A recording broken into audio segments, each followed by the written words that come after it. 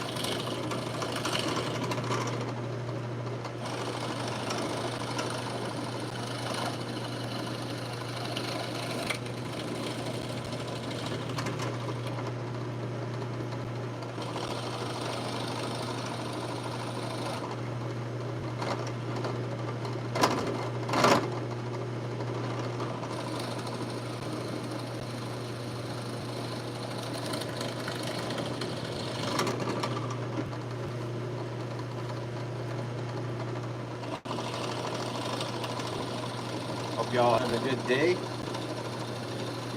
Gotta do some chisel work for a table here in a minute. But first things first, I gotta get some of the extra material drilled out.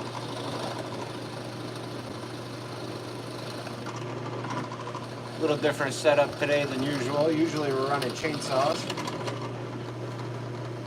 here in the shop, working on the commission table.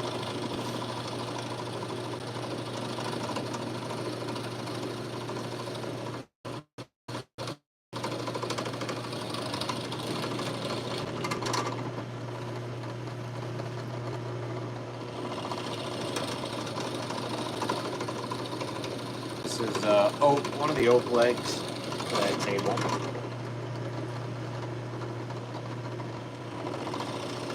I've already got my mortises cut, or my tenons cut, for how the table is going to fit together. So right now I'm drilling out for where the mortises are going to be.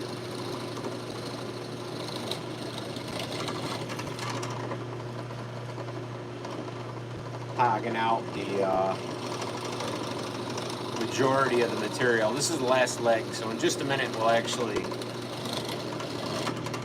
grab some chisels in a second. Got probably 4 or 5 more holes after this one to do. We'll move over to the bench. I had hoped to go live today. I got another dog order to chainsaw carve, but it's been a long day. It's been a long day. And I finally had a chance to go run chainsaws. Honestly, I was exhausted. Didn't think it was going to be super safe, so I figured, you know what? I'm not going to do that today.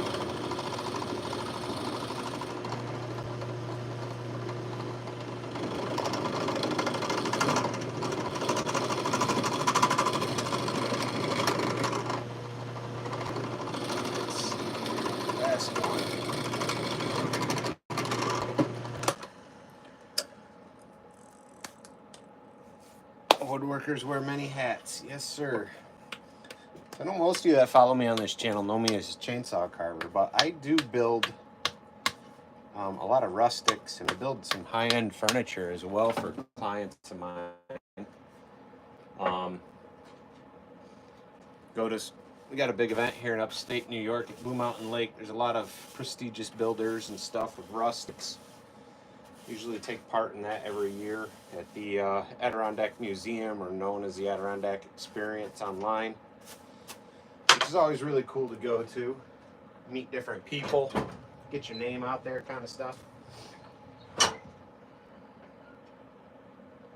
Thought Spring was here, and then we got, move you guys over to the bench there, hang with me.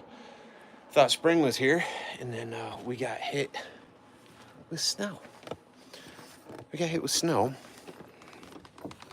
between last night and today. It was all gone, and now it's back. I'm over it. So I got the wood stove going. Normally, I am winding down, though, this time of evening, but due to this storm, bear with me, guys, just resetting this up. We're going to work here, so I'll get this plugged in. My wife is not a big fan of driving in the bad weather. I myself, I'm not too worried about it. Put the truck four-wheel drive, hammer down, let her go.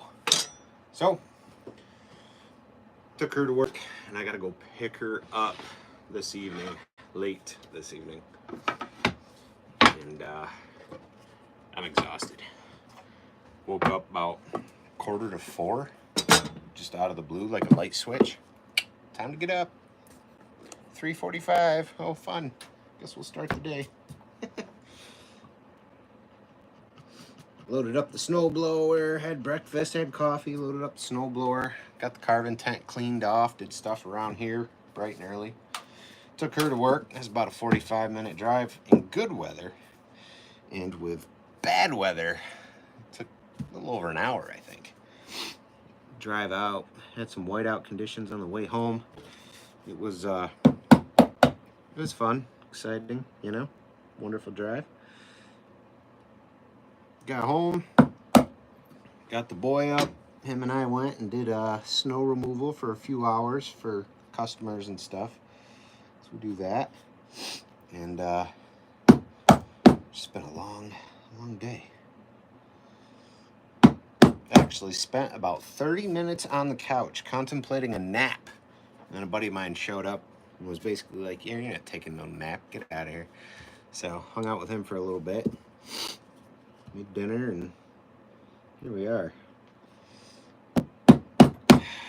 Used to run really well on about 4 hours of sleep, but doesn't seem like it doesn't seem like I run the same anymore. I don't know what's going on.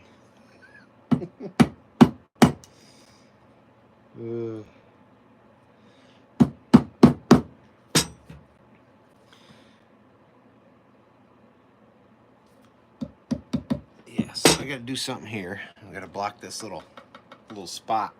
And my extra piece that I had for that, I already chucked in the wood stove, forgetting I was gonna save it to block off this end so I could chisel this down.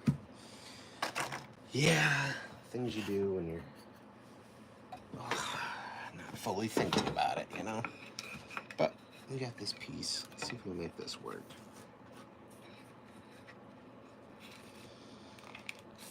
Piece of pine in here. Just enough to keep our corner up. What's happening with everybody this week? Hope y'all having a good week.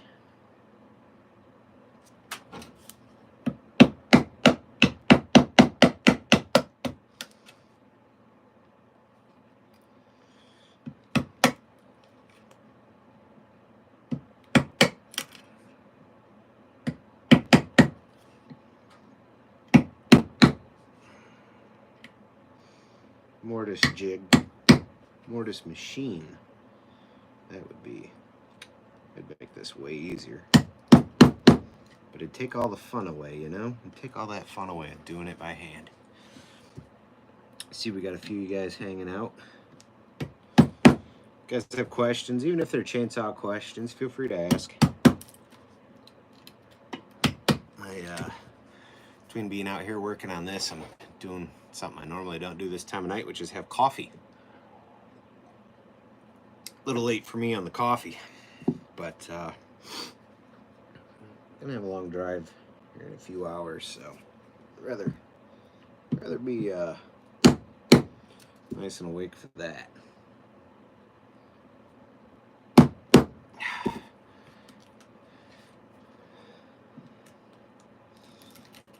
What is everybody up to? What are you guys working on this week? Anything good? Can be carving related, woodworking related, whatever. Doesn't matter. This these legs I'm working on. These are glued up red oak. the top for this is actually going to be a river style top. Got it poured. Do that epoxy work in the basement in the house. I don't really show it because it's not like a very nice area. Nobody wants to see it. It looks like crap in the basement, but for me it's a clean space to be able to do epoxy pours and things like that. So plus I have a nice consistent temperature down there, which is important when you're pouring epoxy and you're working with stuff like that. That tends to be fairly expensive if you get into it. I will be sure though to have a video short, maybe even a long video, I don't know. More than likely though, a video short of the table fully complete. Had the customers in my shop early, what the heck is today? Man, earlier this week I think it was.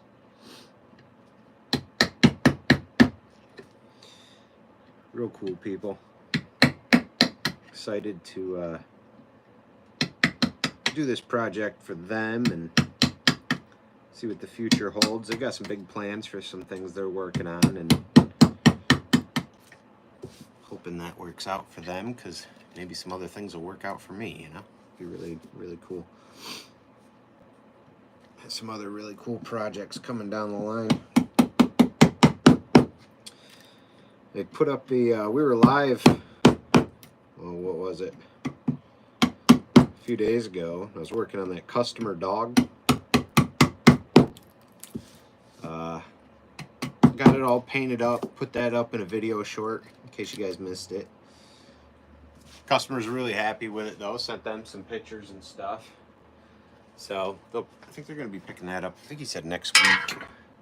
Which works for me, next week. So we got snow, but next week we're supposed to be like 50s and 60s, which is crazy. Next week I'll get some clear coat on it, let it air out for a few days here.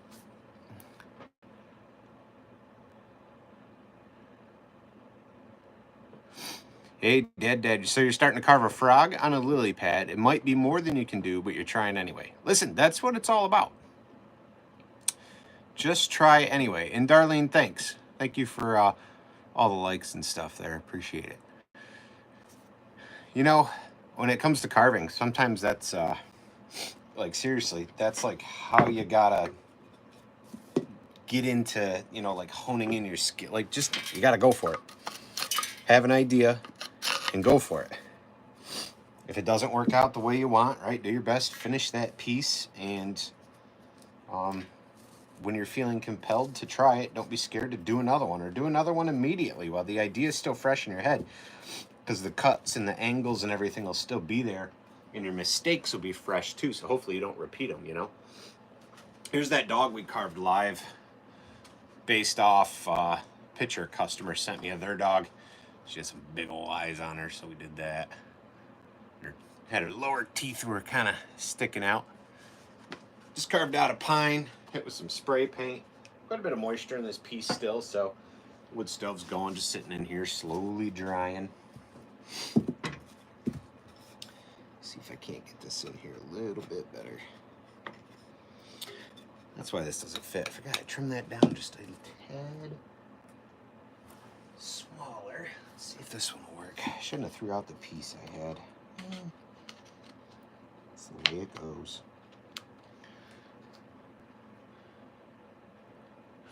Favorite wood to work with?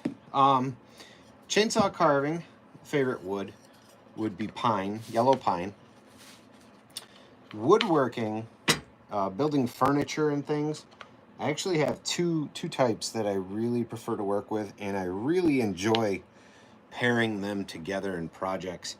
And that would be black walnut and cherry burl. I don't know if you guys know what cherry burl is. Some of you may. Sometimes people call them burrs.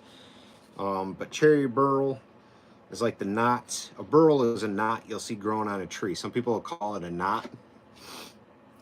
People call them all kinds of stuff, but when you look at a tree, it'll look like a tumor.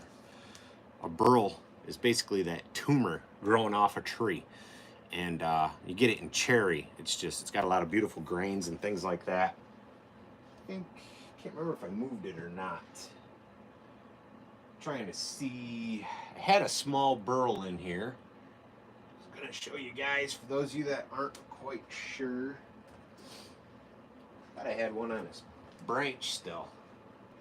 Might have moved it out of the shop. I think I did. I think I set it out in the carport. But anyway, it'll be actually this this table I was building has one. I don't know if this is gonna. Yeah, there's all kinds of crap on there. Yep. Anyway, it's basically like a tumor growing off a tree, though. That's got some really, really pretty grains in it. Wouldn't chainsaw carve it though. But I've used it for carved fish and things like that. I've used it for part of a backsplash. I've built tables out of it. It comes in all different sizes, you know. It's kind of however it's growing. Actually, I've got some cherry burl on this table over here. I've made some cutting boards, yeah. So let's talk about cherry burl. This is one of my Adirondack tables, but this is cherry burl right here. And that's that weird piece at the top there, that's cherry burl up there as well. A lot of different grains going on there. The rest of that wood on top of that is actually mesquite. That table took a nasty spill. We were delivering it to a store that was going to sell it on consignment for me. And took a nasty spill in the trailer. I don't know how long it rode the way that it did, but it messed the legs all up. So we're going to, when I get a chance, I'm actually going to rebuild the whole lower base on that table.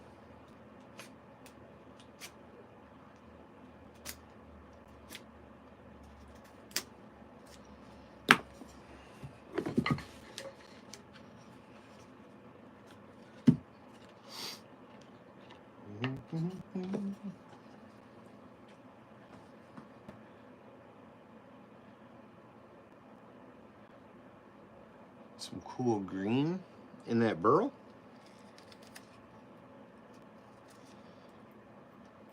Might be just the light.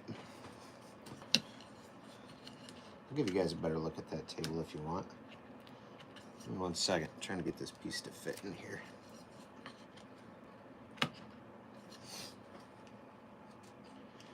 Get this piece to fit one, it'll fit them all. Can't believe I chucked that one out. I already had one of these made.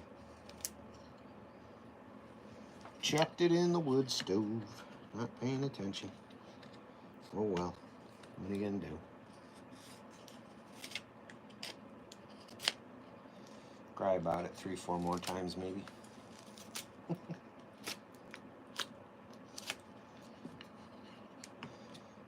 Don't need this little guy to be perfect, that's for sure.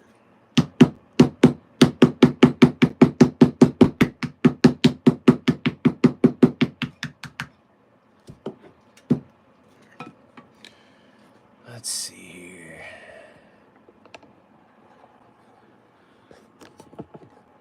Let me unplug this. I'll show you guys that table again with that cherry burl so you can see that stuff. Can we flip this around? I don't know if we can. Boom, flipped it. So this is one of my Adirondack tables. So I did driftwood legs. They felt pretty solid when I built it, but when the table took that spill in the trailer, it was like a 2-hour ride, so I don't know how long it had fallen over, bouncing around, loosened up some of the joints. So we're gonna scrap those legs, and we're just gonna do hickory legs down, put the snowshoe back on, and I'm not sure if we're gonna reuse those antlers, but this is the cherry burl here I was just talking about. See all the eyes and the rays, all kinds of different stuff going on in that grain, and the one on the back, and then that wood there and there, the darker stuff, that is the that's the mesquite.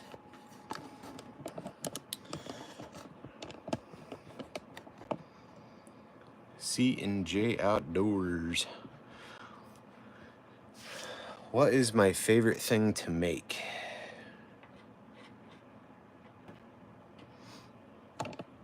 I don't have a favorite thing to make, to be honest. My, like, in particular, you know, my favorite thing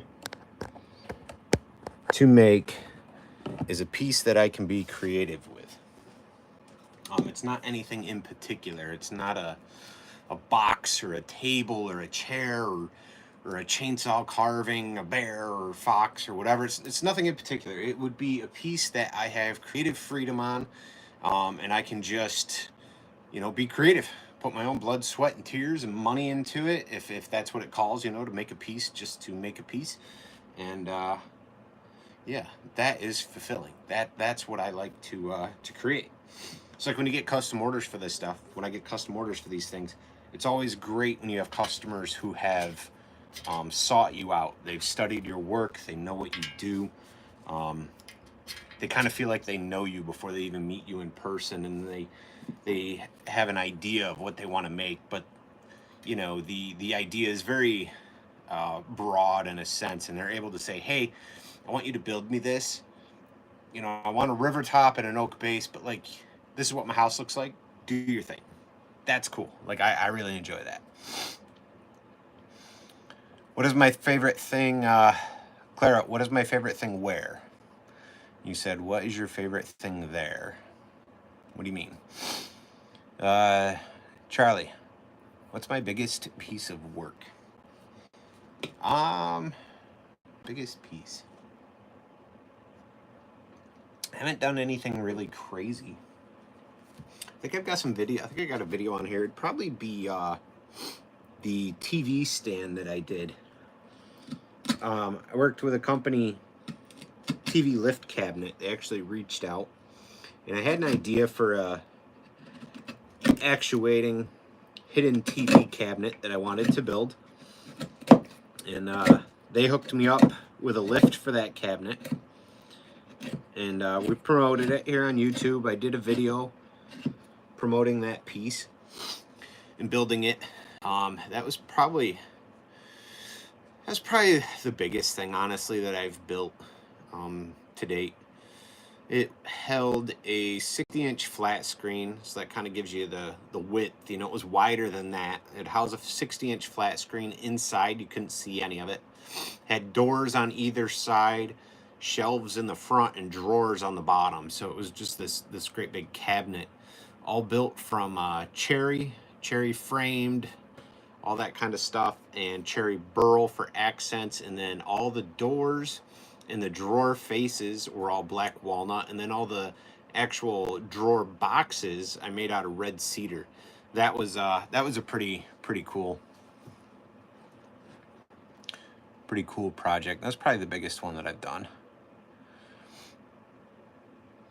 What's the biggest bear I've ever made?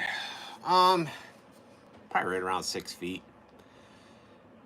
About 6.5. I think it's about 6.5 feet. I think I've done right around there. It's under 7 anyway, just under 7. I haven't had any requests for anything really big, and it's a lot of work, you know, when you go into carving a big piece like that, like a bear that's over 6 feet. It's still quite a bit of work, but it's that much more work in sense of, like, one, carving a piece that's over 6 feet, but two, being able to move it and bring it somewhere. Like, I sell through a bunch of local stores, so the hope would be, you know, to sell a piece like that, this piece that, say, it's 6, 7, 8 feet tall. But the hardest part is, like, you know, they want it delivered and they want you to move it around, and I don't have any special equipment. You know, everything for me is, you know, doing it with fulcrum, basically, you know, or using the lift on my truck, or just your own strength to be able to move things around, and that can be a lot, you know. Once in a while you can get help, but can't always count on that.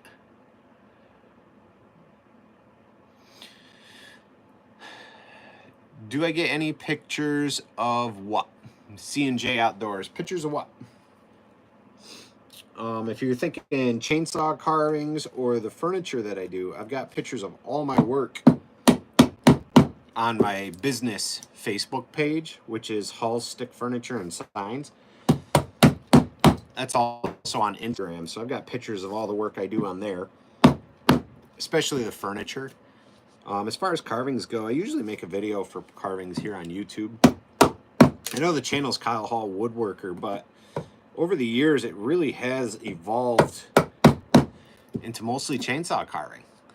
I have found more people wanting to see the chainsaw carving than wanting to see the furniture, and so I'll get furniture projects, but I don't always film the whole thing, or I'll just share a short something like that, because you know, a lot of people seem to just not be interested usually in that. Everybody wants to see chainsaw carvings.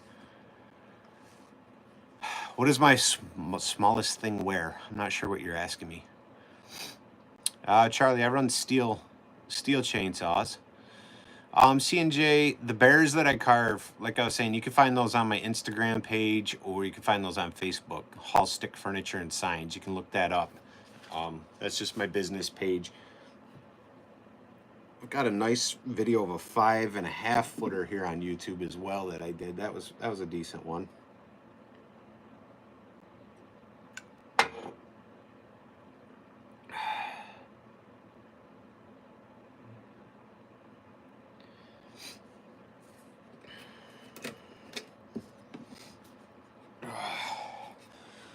But yeah, Charlie, I run mostly steel, primarily steel chainsaws.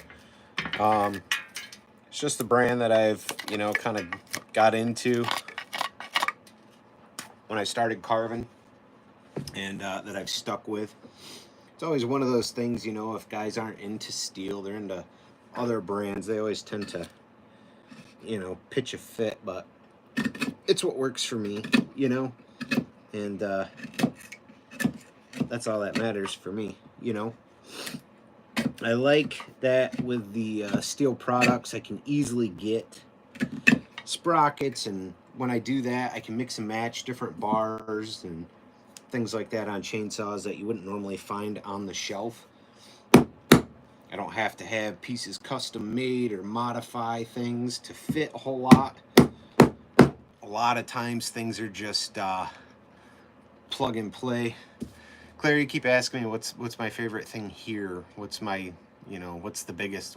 I don't really know what you're asking me. You know, we're in my wood shop. I'm not really sure what you mean.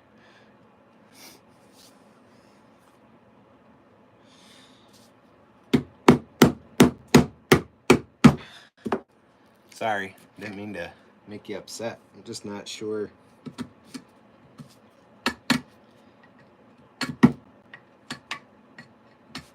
Where that conversation's going.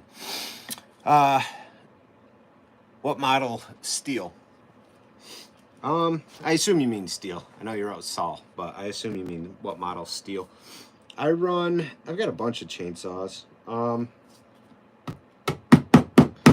get a lot of work done, to be honest, with an MS-250, MS-170, and I've got a 193C.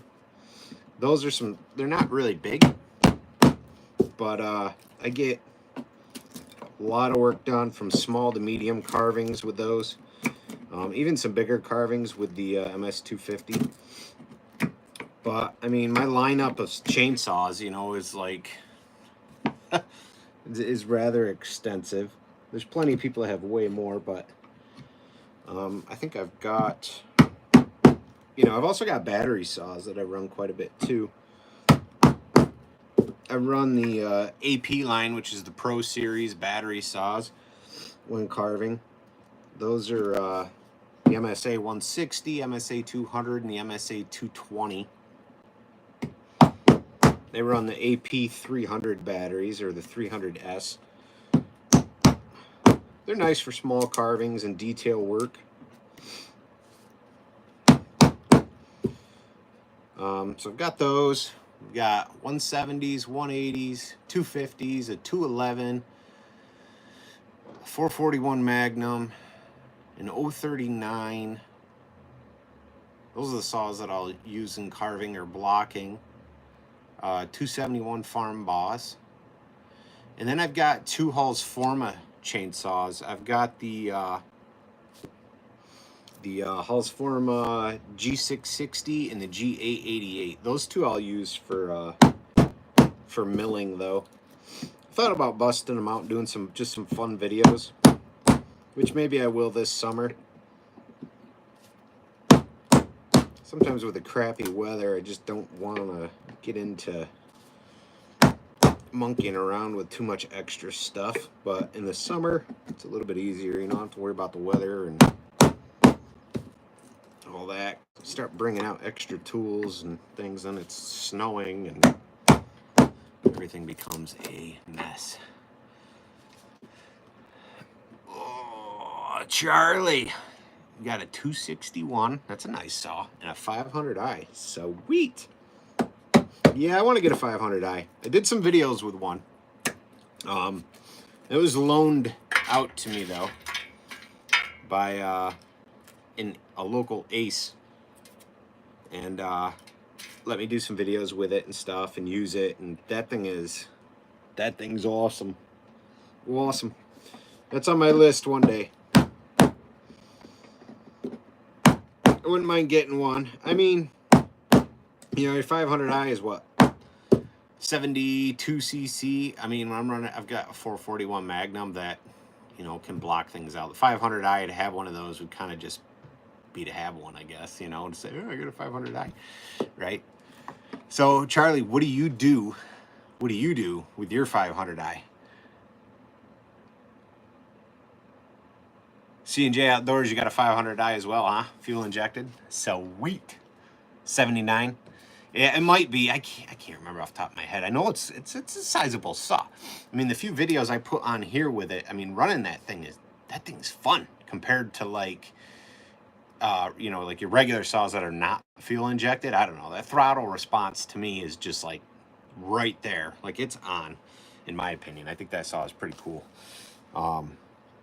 I ran it here though for this channel, and then I also ran it on my other channel, Kyle's Chainsaw Rescue. We did some videos with it, made some cuts, did some freehand milling with it a little. Can't remember if that was on this channel or that. I think that was on this channel, those videos. Those videos might even be what brought you guys here. I'm not sure. You use an Alaskan mill with that 500i? Yeah, I know what you're talking about.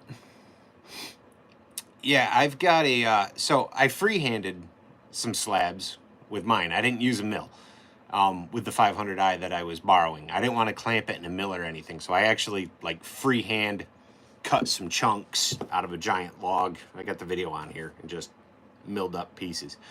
But I've got a, what was it, a year or 2 years ago? I talked with Halls.rusticcreations and from Farmer Tech Halls.rusticcreations. You guys know the blue clone saws. They're like a steel, but they're blue and they're clone. And they sent me out the Halls.rusticcreations G888, which is in comparison to the steel 880. So that thing's like 120 cc's. And they sent me a 52-inch mill with the bar and a couple chains and all that. And we did some milling videos a year or two ago with that. That thing is wild to mill with. I milled up a big chestnut with that saw. How's that 500i run though, milling? I mean, that's still enough cc's to mill with. I mean, I guess the next one is like what size bar you, I think that 500i runs in the 70s. I don't believe that's up in the 80 cc range though. What size bar are you running on that for milling on that 500i?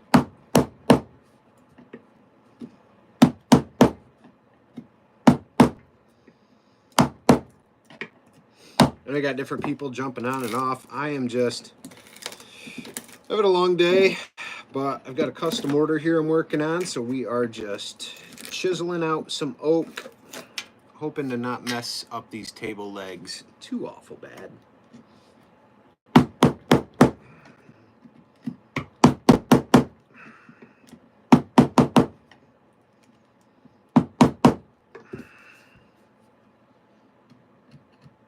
We'll have some real woodworkers tell me they don't like what I'm doing probably, but works for me. 36 inch on that 500i, you guys. Nice.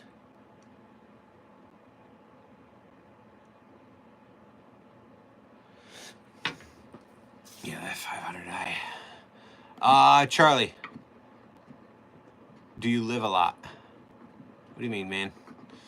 I know that's not what you meant. Do I live a lot?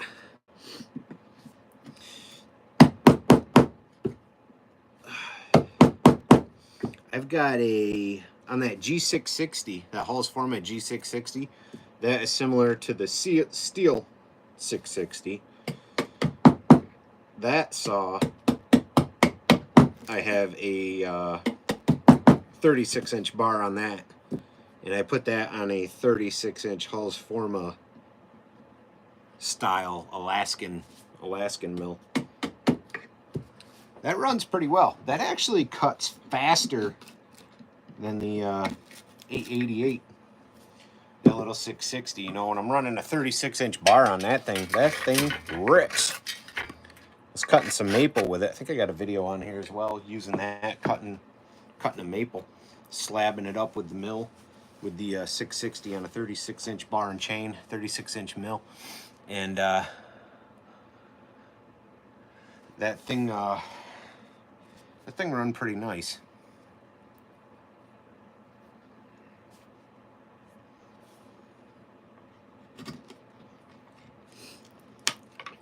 The G888 though, running that great big bar, that thing is something else. 52-inch bar. That saw's, to me, that's about all that saw's good for. Milling with. I don't have any trees around here. I don't take trees down really. I leave that up to the professionals.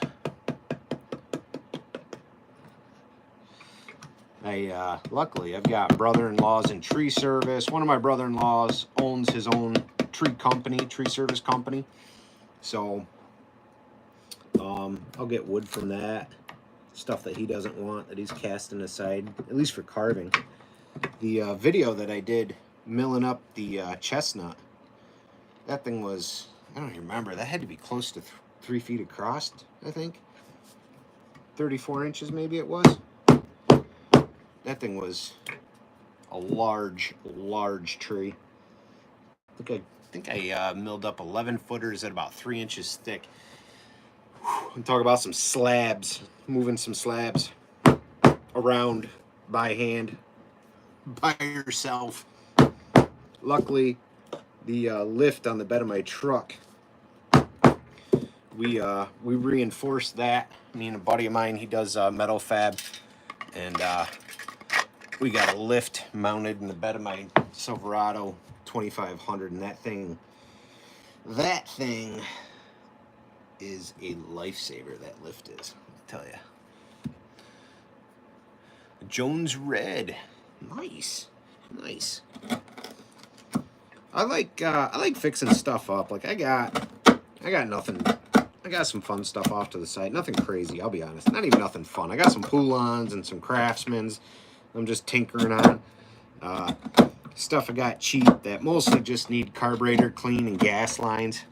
Stuff I'll pick up cheap when people are getting rid of, and I'll just fix them and flip them, you know, sell them out. $50, $75 chainsaws on the marketplace every now and then, you know.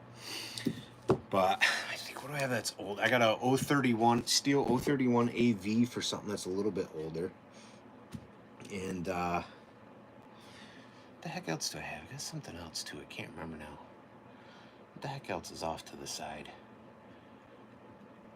Got a couple older Macs, McCullochs, and I got a few older home lights sitting off to the side. Those are going to end up being on the other channel at some point. When I get a chance, I got to go through those. I want to get them running nice. On the other channel, I got an older Echo, small little Echo chainsaw. My neighbors actually gave me when I first started carving. They had worked for an old dealer years ago that had Echo, and it's a Echo 302. I think it's an Echo 302, little tiny thing. They said I hadn't ran in years, and they said, you know what, man, if you want it, it's yours. I was like, absolutely, that's a cool little saw.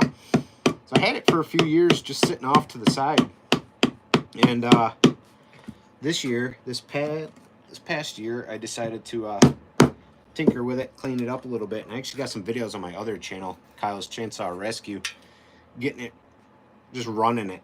I don't think I actually did a video cleaning it and getting it running. I don't remember now, but over on that channel, we made some cuts and ran it, and just something different about the way some older chainsaws sound. They always sound really cool.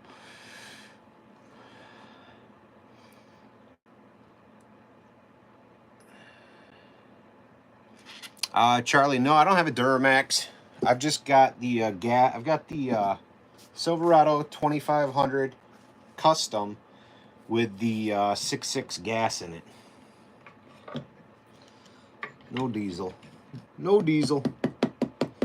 That's 2021, I think. Yeah, 2021.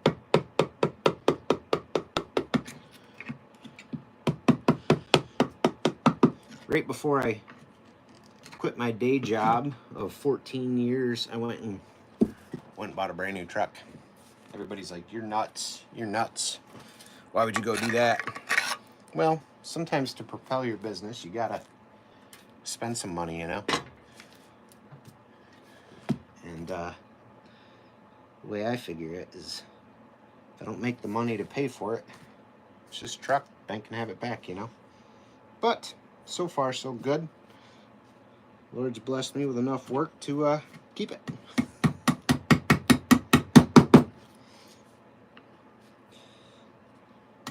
I haven't seen you guys commenting on my videos before, so I'm not sure what you guys have heard me say in live feeds, but I quit a full-time job, good pay, good insurance, to pursue the furniture and the chainsaw carving thing.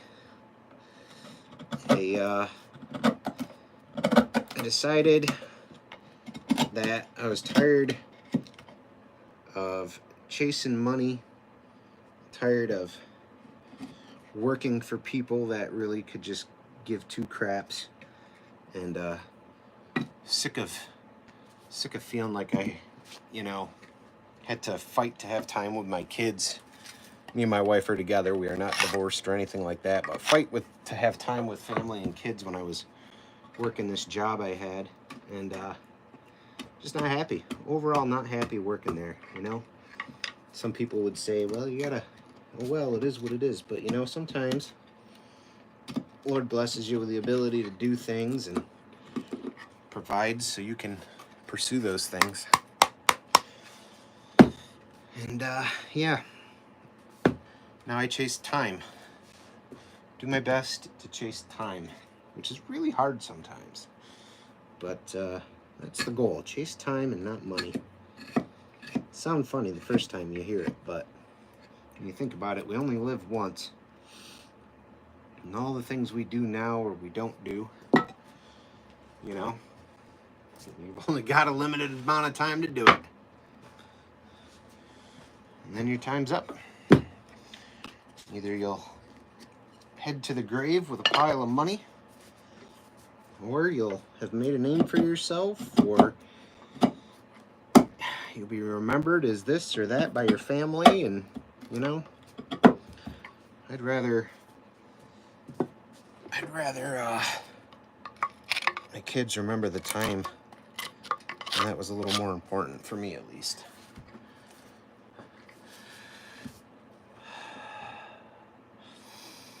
Suzanne, you have an old blue and white saw from your dad. Maybe that's an old home light. Sounds like.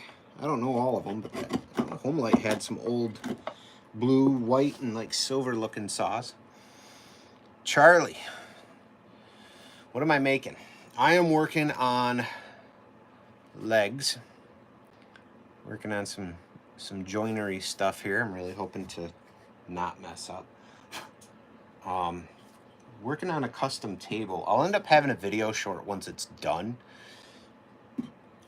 I was saying earlier, over the years, I just don't put time into making woodworking videos anymore because they just never used to get any views. So my channel pretty much evolved into mostly chainsaw carving. But I was actually going to carve live today, but the day got late. Like I said earlier, I'm just tired and decided I didn't want to run chainsaws, but I do have this order to work on. So here we are. On one side of this, you guys kind of see what's going on here. Got to kind of figure out which way and where. Somewhere we're a tad snug.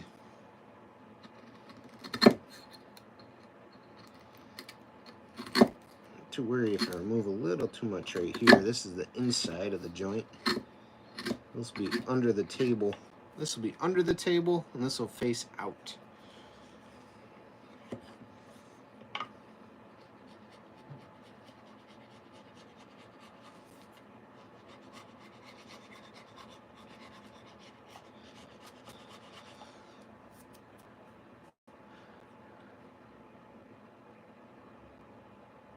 No. Sorry. C&J Outdoors and Charlie. Do you guys carve? You guys chainsaw carve?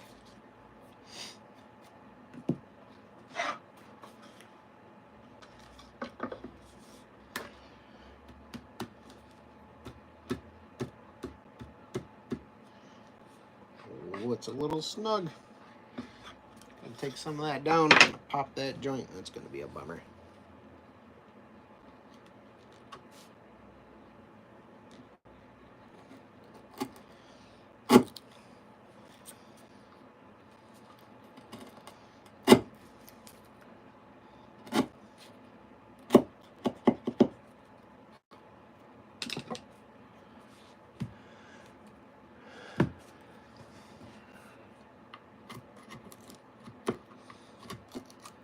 Nice.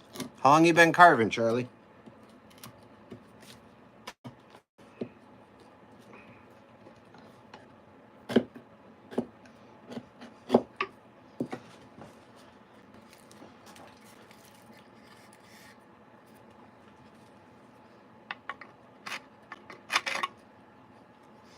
This will probably be the tedious process of my old table.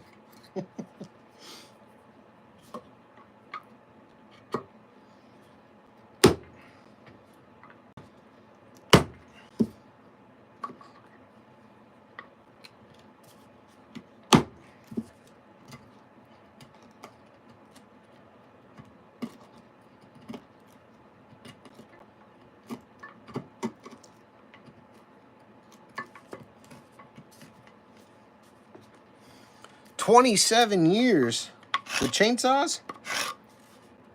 No kidding. That's awesome. Is that what you do? Is that your living?"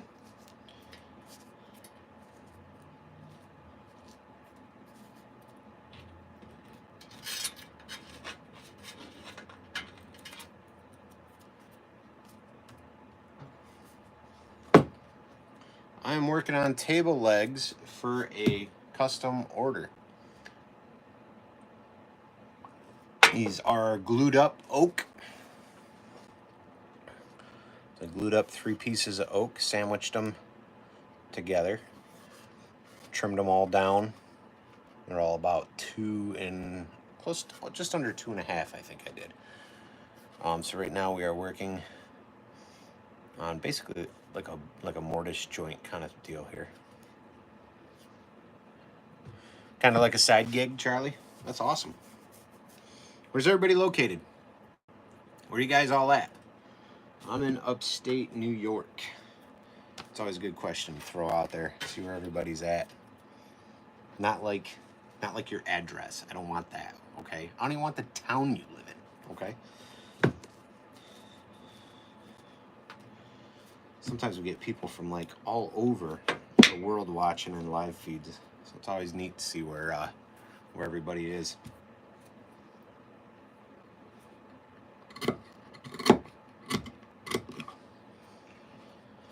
Let's see, looks all right.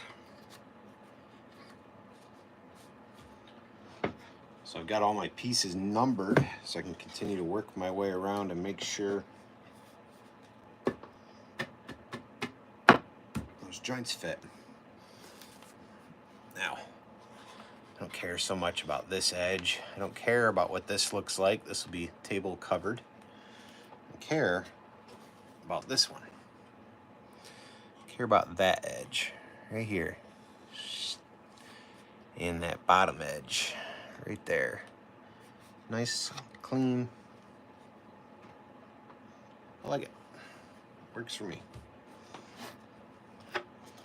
Do a little glue up. Once everything's done, everything's still got to get sanded. I'd rather dry fit all this.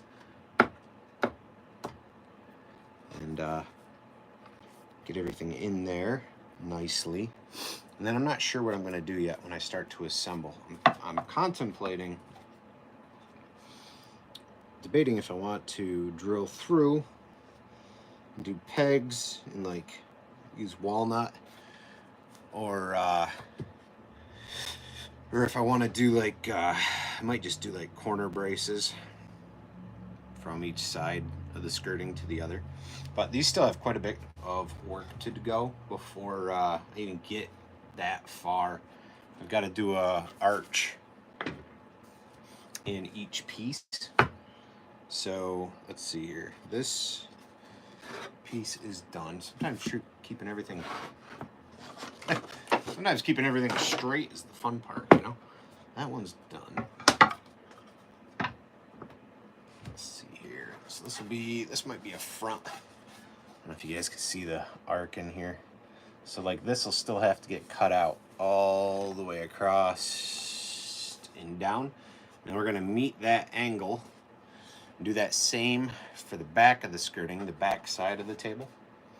And then on the sides of the table, which are these small pieces, we'll meet that arc and it'll come up and down as well. So I kind of want the legs to flow, everything to kind of float into itself.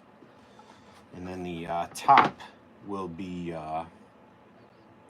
black walnut river style with actual river stones in it. It's not going to be like a solid color. It'll be all transparent. So the idea is if you are, in my mind, if I'm going to use epoxy, I want to be able to see into it. I want to see what I put in there, or, you know, whatever. Sometimes I will do a solid color pour, but I'm not a huge fan of that. I like the challenge of keeping it transparent. A little more prep work goes into making it that way, but I like the finish for those. Appreciate you guys hanging out. If you're here watching, listening to me ramble on, be sure to give me a thumbs up. If you guys haven't, hit subscribe, hit that bell, hit all, turn on your YouTube notifications so you guys don't miss future uploads or future lives.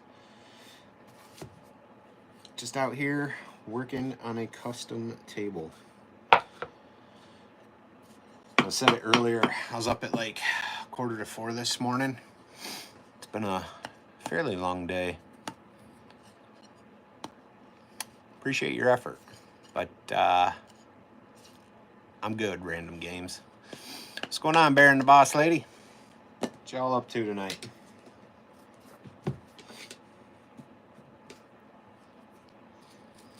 Hope you guys are doing good. Hope you guys have had a good week thus far.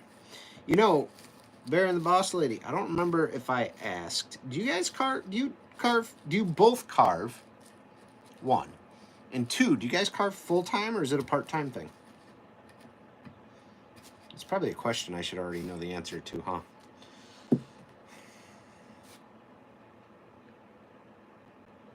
And if it is a question, I do apologize. It's something I should already know.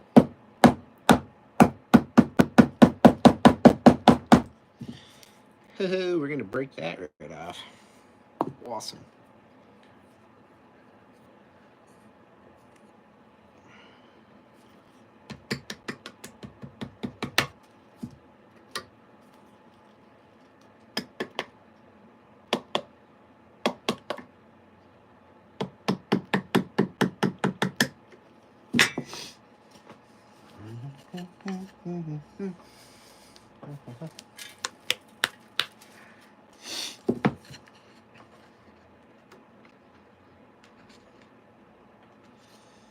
Trim this guy down just a touch. I see you guys commented back. Give me 1 second.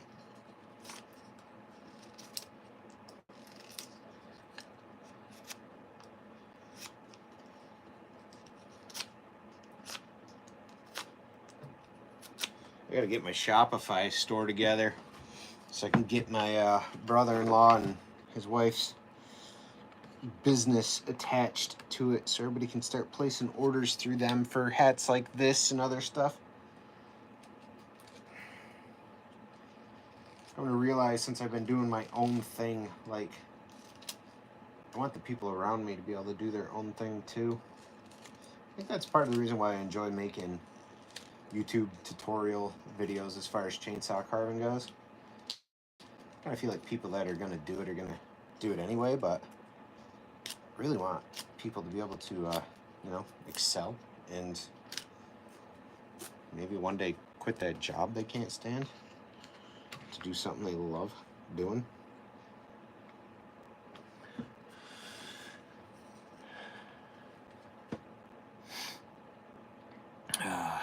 Let's see here. Just for fun, Bear and the Boss Lady, carving just for fun. Cool. That's all right.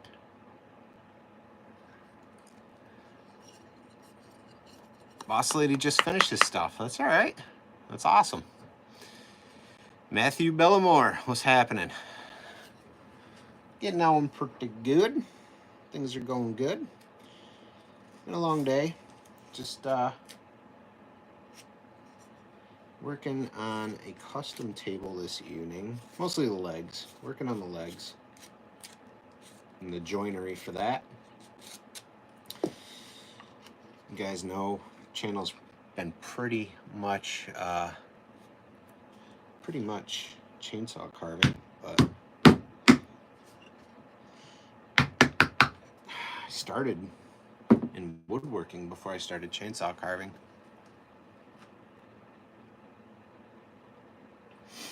But yeah.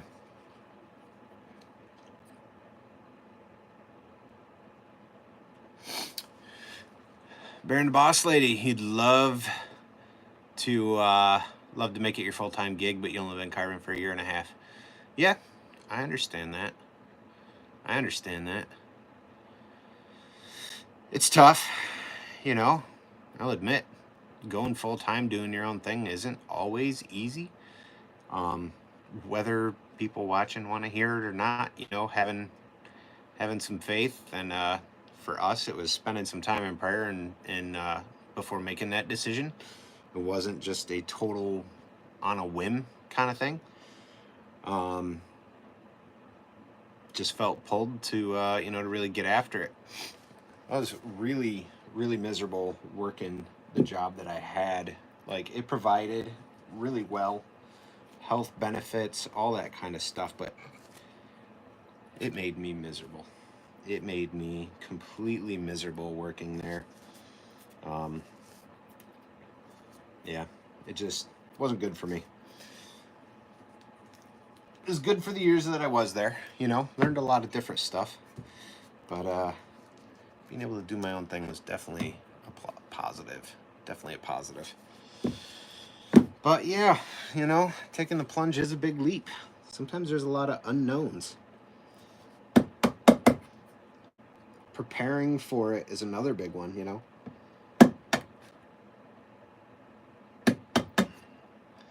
If it was something you wanted to do and chase full time, it's obviously in agreement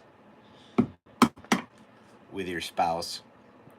Because if you guys don't agree, that makes it super hard. But and then it's always the financial side, you know, like people don't always want to talk about it. Everybody always says, oh, you got a YouTube channel, you're doing great, blah, blah, blah. That's not how that works. You got a YouTube channel, I put a lot of time in, but I've said it for a long time. This year, near the end of last year and this year have been the best income sort of years that I've ever had on YouTube. YouTube, though, for me at the moment, is not a reliable income. It's a nice little, ooh, check that out. We're getting a couple dollars, you know, but it's never something to really count on. Really, it is grinding. Kids are in school, I get to carve or build furniture. It's going to certain shows and making certain events and things like that. And then on top of that, it's making videos and pushing the YouTube thing and trying to make this grow and, you know, make this a more stable, reliable source of income as well. But for somebody that's, you know, wanting to just jump in there and sell their art and all those things, there's definitely seasons that you'll sell more, seasons that you'll sell less.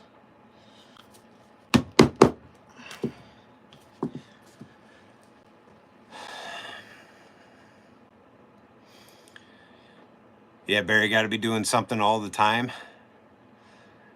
I get it. I'm a busy guy. Like, I say I'm working for time, right? And then you guys are probably like, 8 o'clock at night and you're in the shop. What the heck? Well, the kids are doing their own thing. Nobody wants to hang out with me right now. Boo-hoo, right? One's off to college. And the wife's at work. So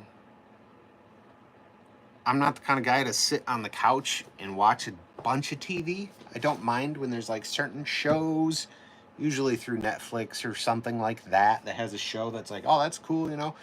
But that's not until I hit the bed at like anywhere from 9, 10, or 11 o'clock at night, and then maybe watch 20 minutes of that before passing out. But, you know, I think you gotta kind of be that way, though. If you spend a lot of time watching too much TV, you tend to not get a lot of stuff done. There's a lot of good hours in the day, you know.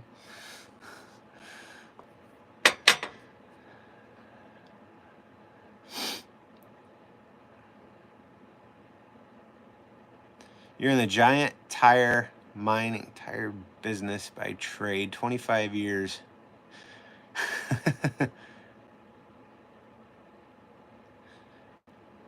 Matthew, do I like to carve wood spirits with chainsaws? You know, I don't mind the idea of carving like the human face and trying it and doing stuff, but it's not like something that I'm over the top about. I don't have a lot of requests. I haven't had a ton of people interested per se in like purchasing pieces, and I haven't made a lot of really cool ones. I've made a couple that were awesome and they did sell really quick, but I don't know. It's just one of them things that I don't know. I don't mind carving them. I just haven't done a ton. I probably should. I know a lot of people want those sorts of videos, but there really are some other great channels that do the wood spirits and things. I've had some other people that watch my channel want me to do a few, and we might this summer. We might. There's like a style of face that I do enjoy carving. I'm not always that great at it.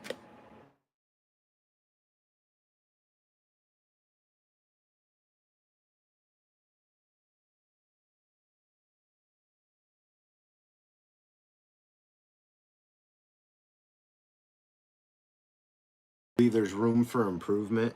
I always feel like the moment I say, wow, we paused. Yep, sorry, somebody was calling me. I was saying, like, I always try to keep myself in a state of constant learning, is basically what I was saying.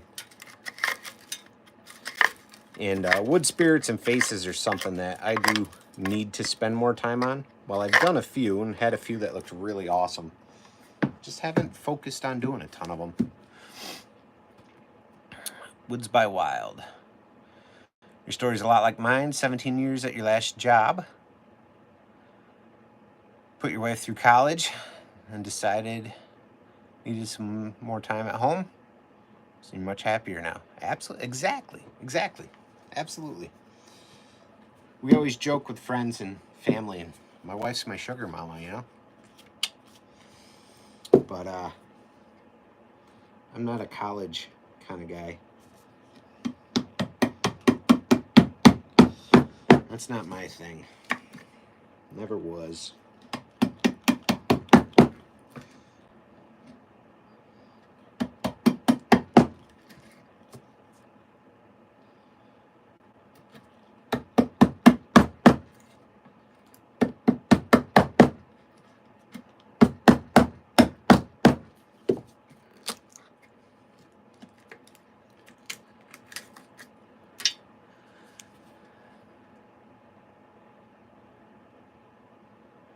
You watched a pro carve a, Matthew, you watched a pro carve a wood spirit at a live event and had you hooked on chainsaw carving, huh? That's awesome. That is awesome. We've had chainsaw carvers around where I've lived, you know, for years, and it was never something on my radar as far as something I wanted to do. It really wasn't. We bought our home, and there were trees down in the backyard, and I started to build some rustic furniture for like our front porch. I was doing some god-awful signs at the time, hand-painted. They weren't that great, but they would sell. Look at them now, they weren't that great. They would sell, and you know, that was back in 2010, 2011. I started building rustics, I think in 2010. That's when I first started. And, you know, pretty much self-taught. Met a few people, have had conversations, but I haven't really spent any time in anybody's shop learning how to do anything. It's just been trial and error and figure it out. Maybe a couple YouTube videos here and there on projects that are like, I don't even know how to tackle this. But, you know, after that, it was, so 2010 started furniture. I've always been into sketching and drawing and like creating and disassembling and, you know, that kind of stuff growing up. But 2010 started furniture building, right? Rustic furniture, Adirondack rustics, like stick legs and live edge tops and all that kind of stuff.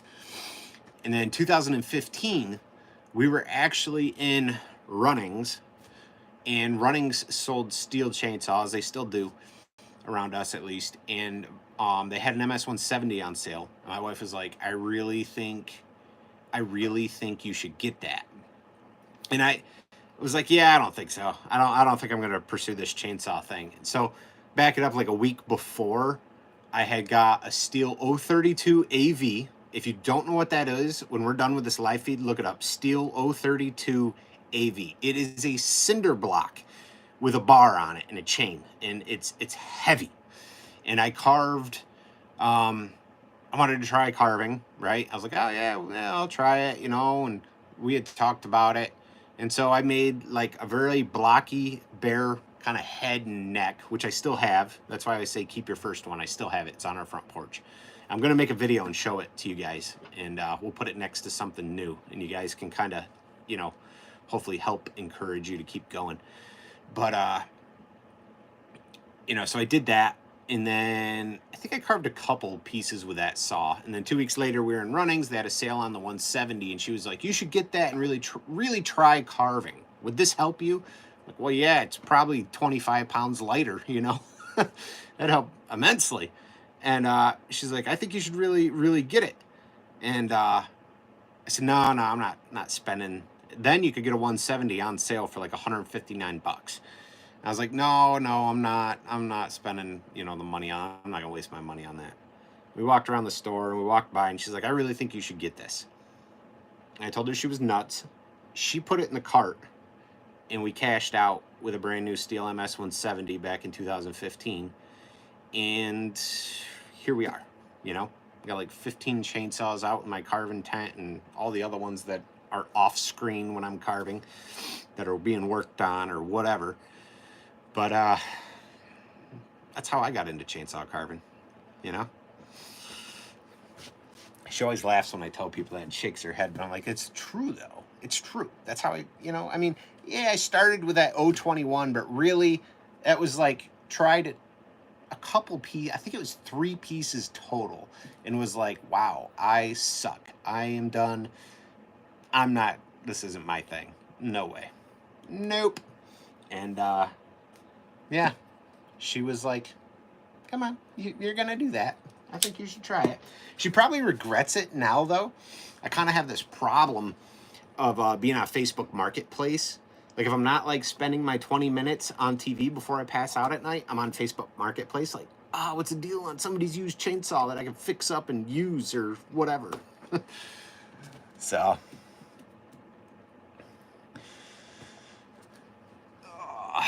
Bear and the Boss Lady. You watch us on YouTube at night. That's awesome.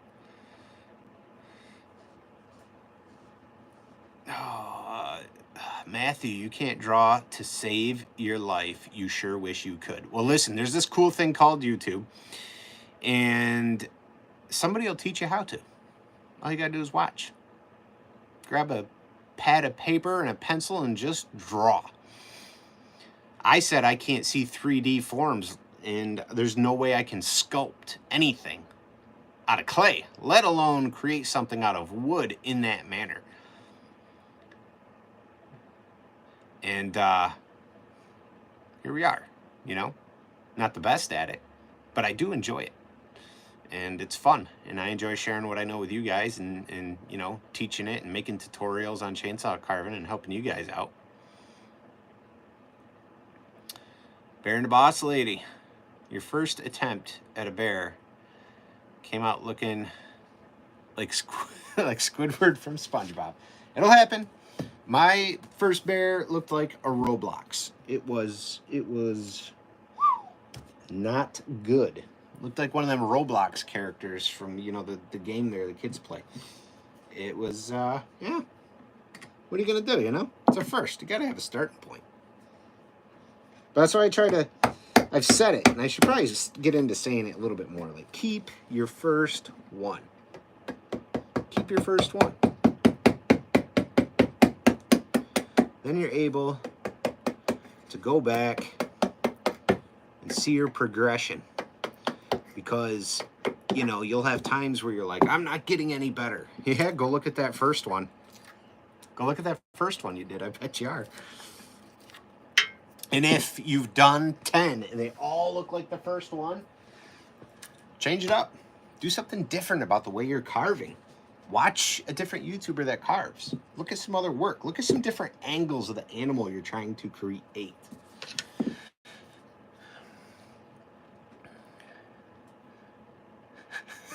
Woods by Wild. Give your first bear to your mom. It had a face only she could love. Yeah, that'll happen. Oh, that's awesome. Good stuff.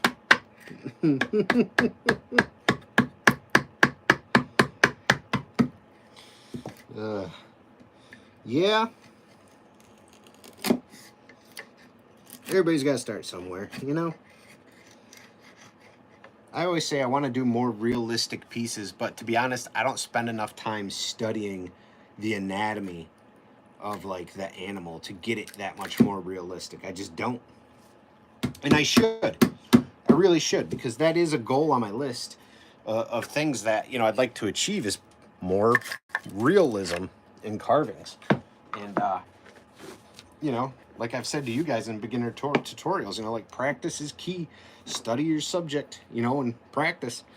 But I gotta study more and learn some techniques on just doing things a little bit differently. A lot of times I just, you know, whip through a carving and get it done because, well, I want to sell it, you know? I've got a show coming up or whatever. If it's a bear, I'm just pencil whipping it. You're whipping through it. You're just, you know, and what I've got to do is I've got to break that mindset. I had another carver call me out on it, which is honestly all right. It's fine.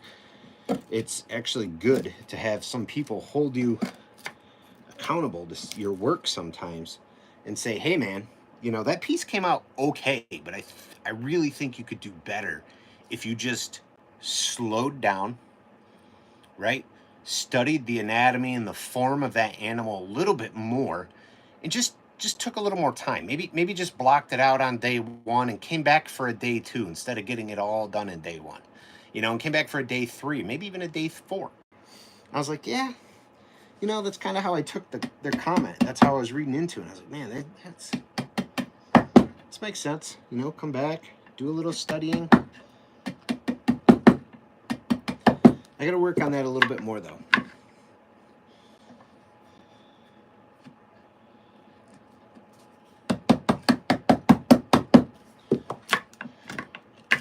What's nice about drinking coffee that's only got honey in it, you can still drink it when it's cold.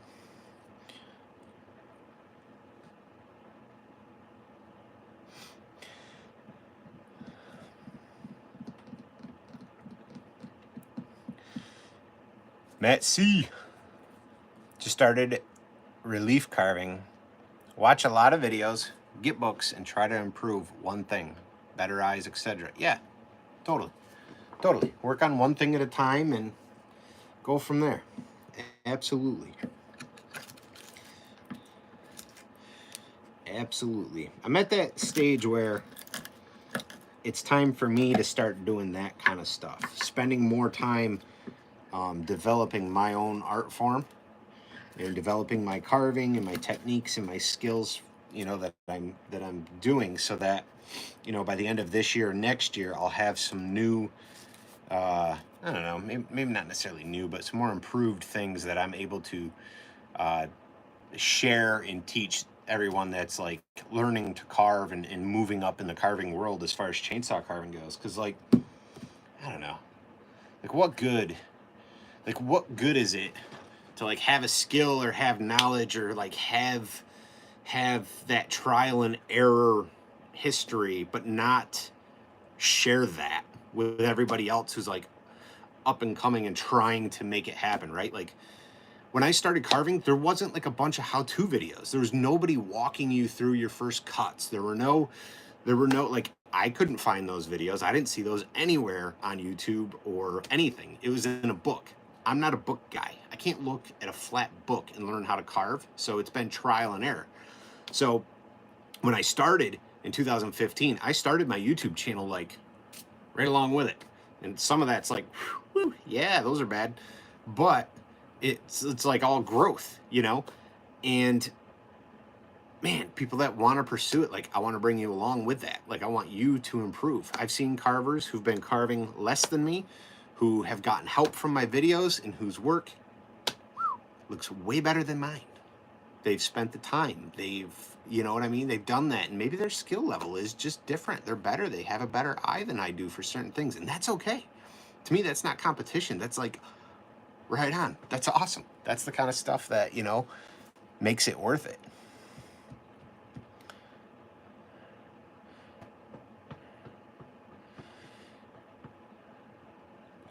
You just started carving and you're starting your starting a YouTube channel.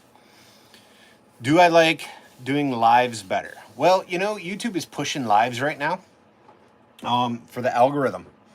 Lives are tough. Like, it all depends. Lives are tough in the sense of like you're, sorry, I keep saying like. Ugh. Lives can be tough. The majority of my subscribers want to watch tutorials. Like a lot of my followers are beginner chainsaw carvers and want to see tutorials. It seems like it's tough to do a tutorial when I'm live with one stagnant camera angle. And so when I'm able to do a tutorial, I have a GoPro and, you know, wherever, and I've got 2 angles so I can show people exactly what I'm doing and walk them through that process as easily as possible. I enjoy this because I'm able to connect with everybody that's watching. I'm able to connect with my subscribers and my viewers, followers. I'm able to answer those questions. We're able to just hang out. There's different aspects having the YouTube channel that I really like. I just enjoy, which are pretty much, you know, the same throughout, I guess. The nice thing with a live feed, I'm not going to go back and edit this, and this will upload hopefully when I'm done, if it's not too long, and people that missed it tonight will be able to watch it tomorrow or the next day. Yeah. So do I like lives better? I don't know. It's probably about the same, to be honest. The only thing different with a live is, you know, sometimes I'm really good at like misspeaking, mispronouncing, things like that on occasions. I can't just be like, we'll edit that out. We'll say it right in the next clip, you know. But it is what it is. I do like being able to connect though with everybody. Charlie, what's the longest I've worked on a piece of wood art for? I have no idea. I have no idea. I've never been really good at keeping track of hours. There was a desk I did a while back. I got a video on here creating a desk. It's got an epoxy top. You can look through. There's carved fish. I think overall between the desk and the lamp, everything's handmade. I've got 6 or 7 power carved fish. Let's see here. There's drawers on this desk. It looks like a fly tying desk for fly fishing. It sits in a beautiful home right now. A guy purchased it and loves it. But that was a lot of work that I never really kept track of. And I probably didn't make all the money I could have made on it because I didn't really keep track of it. You know, I really just didn't. I was working my full-time job then, and it was, man, it was waking up at 4 a.m.,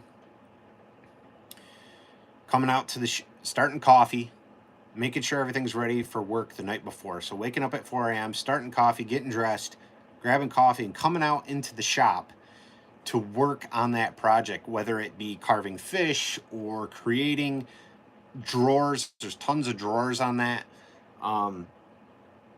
Work till about 5:30 in the morning. So from 4 to 5:30, work on that. Run in the house, grab my work bag, and shoot off to work for a 12-hour shift for 6 to 6. Come home, do whatever the family had going on, you know, sports, dinner, you know, whatever we're doing for family stuff. Sit with them, talk about their days, whatnot, tuck the kids into bed. And if the wife was talking with a friend or was like watching a girly show, that it was me coming back out here for another hour or two. Or if the wife was working late, because sometimes she'll have a shift where she'd work late, the kids would go to bed, and I'd come back to work and work till sometimes 10, 11 o'clock at night, get up at 4 a.m. and come back out here and do it again. I don't know exactly how many hours on that piece, but that's probably the most time I've spent on any given piece. Matthew, carve. Somebody said, carve anything you want, make it awesome. Time and money was no problem. They'd pay it. What would I carve? Yes, Charlie, a deer antler. I'll show you.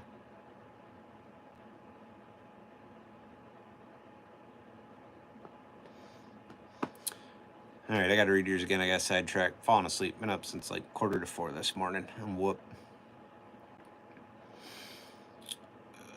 All right, so I could carve anything I want, regardless of time. Money's no object. It's already sold, right? So it could be $5 grand, 10 grand, $30,000 for this piece. What would I carve? What would I carve? What would I carve? Wow, that's a good question, actually. What would I carve?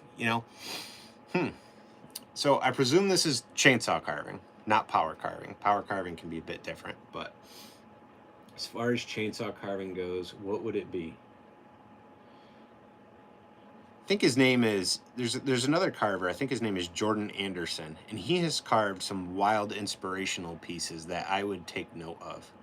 And there's some other really big name carvers. And to be honest, I would probably look around at some other work and for form, as far as bodies, right? Animal bodies and form and things like that. Sometimes that's easier for me. But I would want to create a piece that is Adirondack inspired.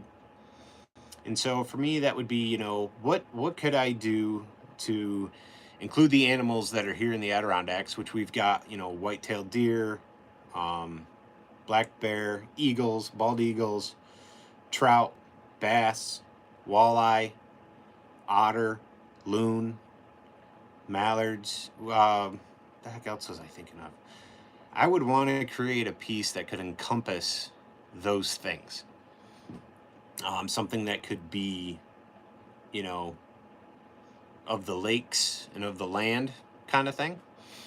I think that's what I would want to do, and it would probably be, it would more than likely be a pretty large piece, and it would consist of more than one log joined together on a platform that you'd probably need a good sized fork truck to pick up.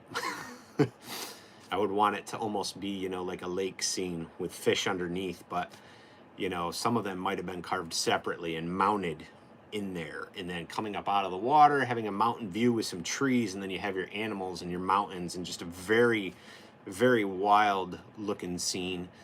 And in my mind, right, money and time and all that's not an object, it's sold. All in all, I think it would be absolutely amazing to have that thing be about 20 feet long and 20 feet, not 20 feet tall, but maybe thinking about my height in the shop. You know, so if it was 20 foot long and say 12 to 15 feet high, roughly, maybe 12 foot tall at most. So you can have the real height of like trees and animals coming through there, you know, maybe even a moose in the background. I would love to you know, encompass all of that into a piece. That would be pretty wild. It'd be huge, gigantic. I'd probably have to just do it on a trailer. All right, Charlie. There's a deer antler in the background. Somewhere. I know there is. Do I hunt? I do hunt. I've only shot one deer my whole life. I shot an 8-point buck. 8 or 10? 8. I think it was an 8. I still hunt. I don't worry about shooting other ones, though. It's mounted in the house on the wall. I was really proud about that, you know. My buddy likes to bust my chops. He shot way more deer than me. I'm happy with my one buck. I thoroughly enjoy going out in the woods and just like relaxing. Like I will, I'll go out in the woods. I'll, you know, wear my camo, wear my orange, bring my rifle, and be fully content sitting. I'll bring coffee because if something comes through, cool, and if it doesn't walk by, I also don't really care. Yeah, I make myself comfortable. Sometimes you fall asleep. Sometimes, you know, you're waking up in the woods as all the animals are, and you're like, oh, where am I? Oh, yeah, we're in the woods. Cool, you know. I enjoy that. I really do. This, though, I got this at an event. Oh, shoot, what is this? I think is this one elk? No, this one's reindeer. This is reindeer from 1988.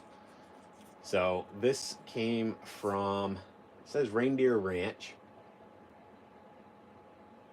6-year-old bull shed, 12/22/88. Picked that up. There's an event in Blue Mountain Lake, New York.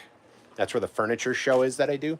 But they also have an antique thing going on, and there's guys selling snowshoes and antlers and, you know, it might be. And I haven't seen any red noses flying through the sky lately, so who knows? It wasn't me, though. But they sell all kinds of really, really cool stuff if you're into that sort of stuff. And so I'll go and I'll get things that I can do for furniture. There's also another one that's kind of overlooking my shop, though, guys. Like wild cluttered mess, but this is where I get inspiration if I'm not in the woods, like in here. Boom, we got this rack as well. I think that was, what was that? Small elk, maybe. Same thing. I didn't harvest that animal. Someone else did. What the heck else we got? Let's see if we can see up here. Give you guys a little tour here. There we go. There's a little light. Vintage cross-country skis up here. All wooden skis. Really cool tree root that I hope to turn into a lamp, like a hanging lamp.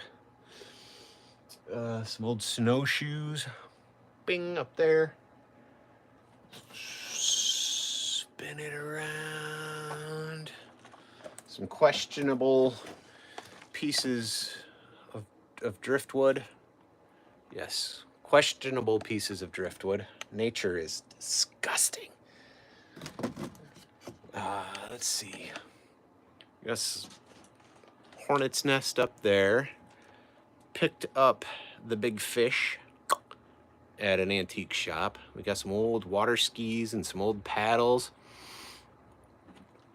And you guys probably saw the wood spirits. One of these is mine. One? Just one. This wood spirit is mine. And these two I got from Jordy, from Carving Fusion. We used to chat a lot back in the day. A lot back in the day, but between our channels and work, I think we both have just got really busy. Let's see here. And then we've got more antlers. Some were given to me, some were purchased, you know, for furniture building and things like that. Half a whiskey barrel. This cool old radio I got. FM. The wood stove. All kinds of crap over there. Quick little shop tour though for you guys.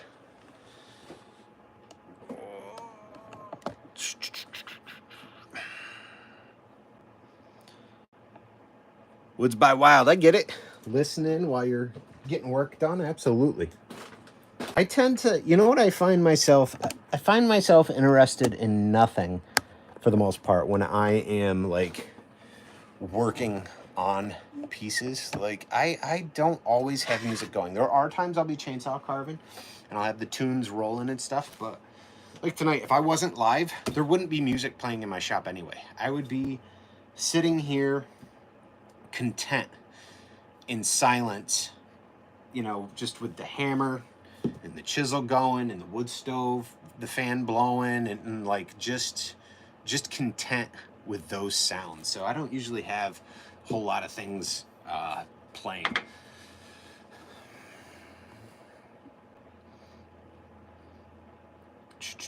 Back up to Matthew. You've gone duck hunting. Just watched 100 mallards pull her into decoys. You know, it's not.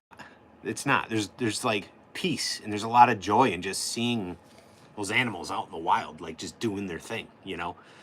I've seen a couple other bucks in the woods and I could have harvested them, but I didn't feel the need to. Do I get into turkey hunting? I've done some. Random Games, appreciate you're still here. You're a real trooper, really, look at you. I've done some turkey hunting. My old man was really into turkey hunting back in the day. I've never got one though. I've never got a turkey. Where do I get my inspiration?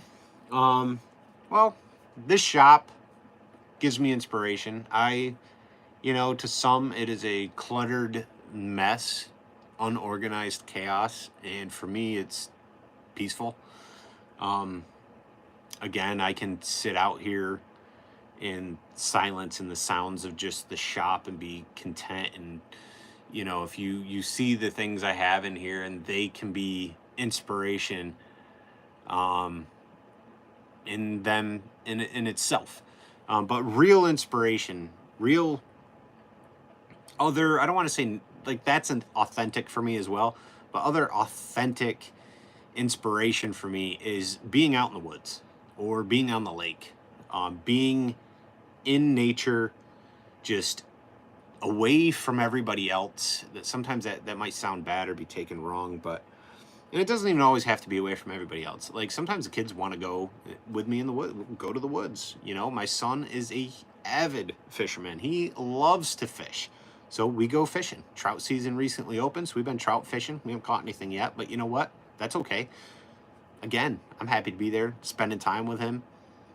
We get to have conversations we don't have at the house and enjoy that time in nature. You know, there really is, for me, a lot of inspiration there and a lot of connection being outside. There just is. If you don't get outside and you don't connect with nature, you're missing out on a lot of things that can inspire you. And sometimes it's not very drastic. It's just being there. Just being there. What is my favorite tool in the shop? My favorite tool in the shop, that's an easy one, is the bandsaw. I got this old school Craftsman 12-inch. It's actually a Sears Craftsman 12-inch bandsaw. This touches every furniture project. Goes through this thing. Love this thing. I think I picked it up for like 125, 150 bucks years ago. Probably in 2010 when I started doing for 2010, 2012. I believe that model is from like the 70s. I've had the motor rebuilt once years ago. And love that thing. I just do.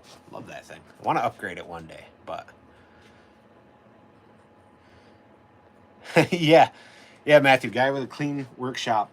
It's a little, I don't know, I don't get it. I see like I used to watch woodworker videos, you know, guys like Woodworking back in the day, and look at all these shops and how to design your shop when I first started. And I came to realize there's absolutely no way possible that my shop was ever going to look like that, even before I had all this stuff, right? This was just like an empty canvas, and I'm going, ooh, what am I going to turn my shop into? This is what I chose, Hot Mess Express, and I love it. See all these guys with like white painted walls and these dust machines that go to the floor. They can sweep all the... I'm standing on gravel. The floor of my shop is gravel. This shop was built when my house was built, I do believe. My house was built in 1892. And I do believe this was the small horse barn. This is like a 20 by 20. And it had a wood floor. It's old hemlock wood floor. And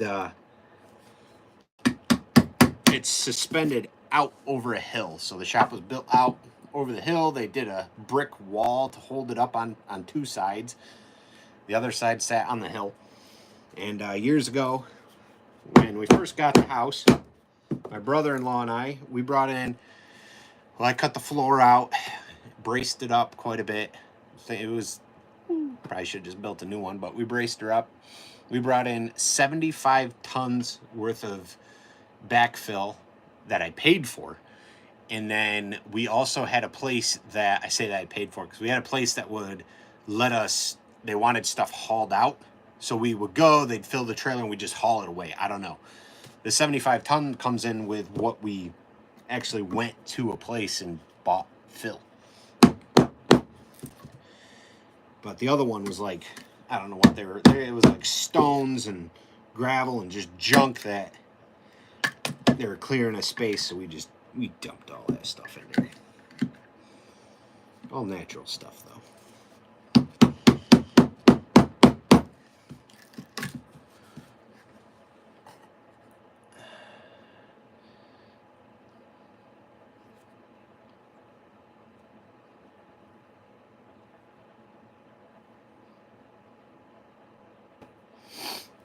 Bear and the Boss Lady. Exactly. Exactly. How many projects go through a clean shop? And sometimes I wonder, is a perfectly clean shop just a myth? Does a perfectly clean shop only exist in bigger YouTubers in YouTube videos? Like, big time YouTubers, I'm not big time, right? I got 21, not even, I don't think I have 22,000. Maybe I have 22,000 subscribers. That's great. I love it. Thank you guys very much. Not big compared to some of these woodworkers who have like 500,000, 1 million, 2 million subscribers on their channels though, right? And you look at their shop and it's spotless. And I'm thinking, is this for real? Like, is this for real, or is this only this way? Oh, it's only this way because you want your YouTube videos to look, you know, like clean and tidy and neat. Like, I don't know. Somebody will hold me to it. Maybe years down the road when I become a millionaire, I'll have a clean shop. I don't think so. I think I'll still fill it with crap.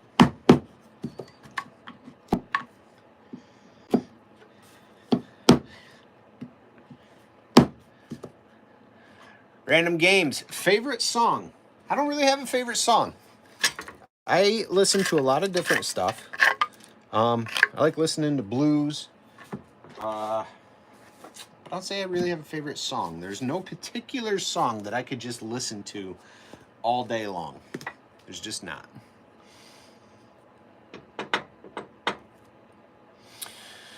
C&J Outdoors. What's a tool that I can't go without? A knife. Just a knife. Just a knife. Normally I have a pocket knife on me. It's in the house on the counter, but I still have a knife next to me. A knife. There is always a use for a knife. Whether it's a razor knife or a regular pocket knife, a knife. I always have a knife on me. Whether, again, like I said, it's here. My pocket knife I carry is in the house. It's nothing special, just a Walmart special, because sometimes you lose them. Razor sharp, a knife. My family and my friends know that at any given time when a knife is needed to usually open something. Hey Kyle, got a knife? Well, that's a silly question. I know you do. Here you go. A knife. As far as woodworking and carving go, I don't know. All these tools are meant to be used together. I don't think there's any one particular tool. I would need them all. I need them all. It's probably a mental problem of some kind, but I need them all.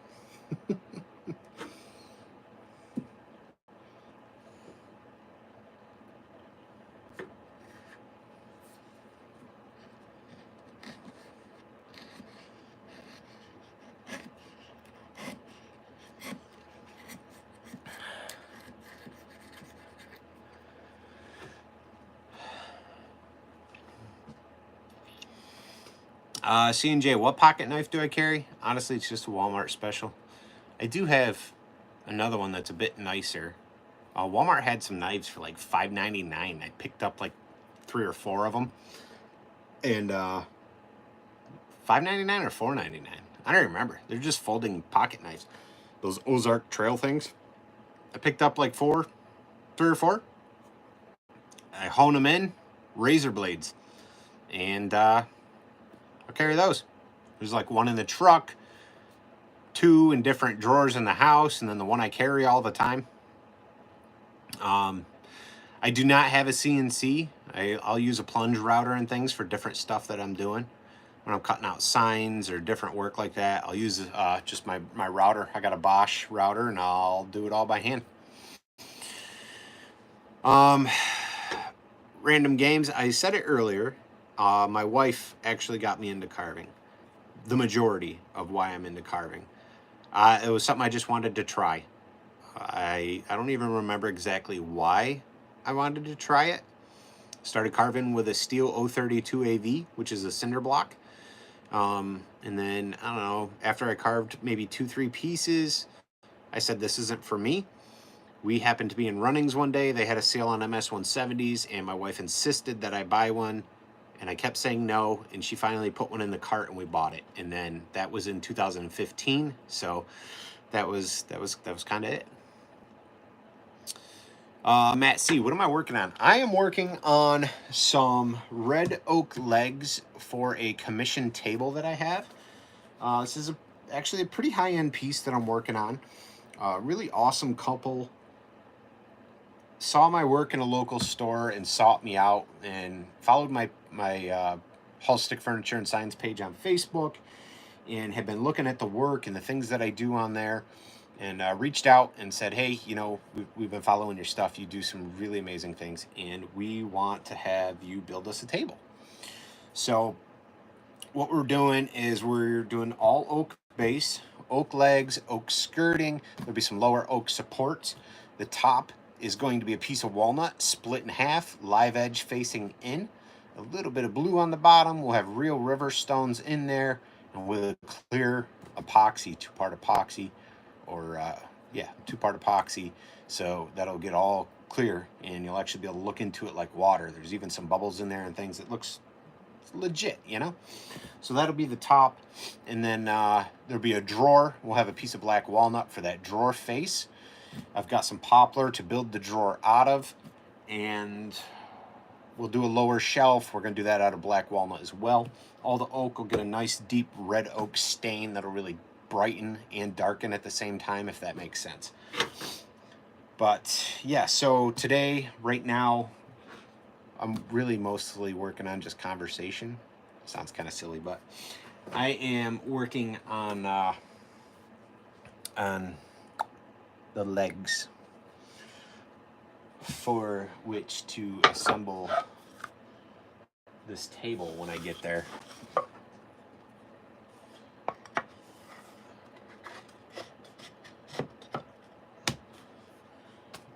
Like that. Joinery.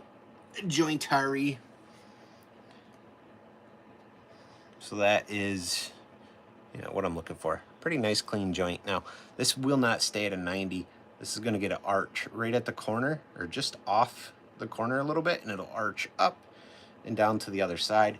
And then the front and the back of the skirting will get a very similar similar shape cut out, which is a little, because we'll have to, hey Jim, what's going on? Probably do that on the bandsaw. We'll sweat and stress a lot while we cut all those arches out. And then we'll get out the spindle sander, which is over under this pile of junk. And then sand everything to the line, getting all those, you know, all those pieces done. And then every piece will get probably 180 to 220, maybe even 320 sanded. And then we gotta do a little taper at the bottom of the legs so nothing chips. Stain it, then we'll probably assemble it, then stain it, do the shelf, all that kind of stuff. There's quite a bit of work that's got to go into this table still. And yeah, I'm just enjoying my time with it.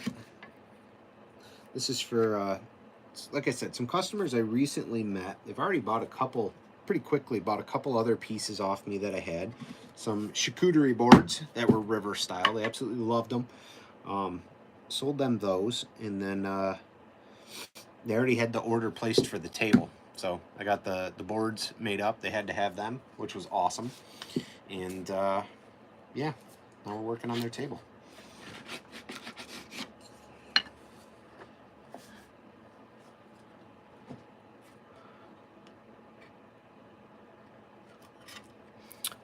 Matt S. This will be a hallway table.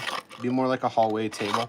It's going to be, I know I have the exact measurements written down. Everything else is already measured out. These are a little long to get cut short once I'm done. In case I make a mistake, I have room to make adjustments. It's going to be 31 inches tall. It will be 35 long with the top and roughly 14 inches deep, with a 10-inch depth of the drawer. So the drawer will come out about 10 inches or so on that. It'll get finished with red oak stain, Minwax. Or did I pick? I can't remember if I picked out Minwax or if I picked out the, shoot, there's another brand I've been using. I can't think of it. But it'll get a red oak stain, and then that'll dry. Probably just one coat. We'll see how it goes on for a finish. And then the oak will then more than likely get more of a matte or satin poly over that once that fully dries. And the walnut lower shelf and the black walnut drawer face will get, it might either do a satin or a semi-gloss finish, because the top for the river style is going to be all gloss because it's finished with an epoxy. So it's going to be really shiny, very, very vibrant as far as like luster. And so the rest of the walnut pieces, I may do the same. I'm not sure. I try not to do a very glossy polyurethane on stuff too often. I like to keep it kind of a matte finish.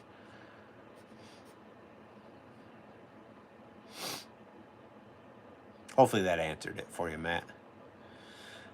Charlie, what brand of chisels do I use? I'll be honest, these are just Ace brand. I went into my local Ace and they had these, so I bought them. It is like they stay sharp enough for what I'm doing, but every now and then I will bust out 8-inch stone, and I also got a diamond stone. Get a little bit of the honing solution and clean them up. When I actually, by the time I finish this one, I should probably go through and sharpen them for the next two. They probably should be done now, but we'll just keep working through. That's all I've got though. So I have always struggled, like, there are certain things that I'll spend money on and certain things I won't. Chisels are always like, everybody's like, well, you should buy better chisels, you know? And, yeah, I don't know. They're one of those tools that it's sharp until I make it not sharp, and then I make it sharp again. I don't know. Maybe it'll stay sharp longer if I buy a more expensive set, but I don't worry about it. Well, that's a little too snug. I have to trim a little bit off the top there.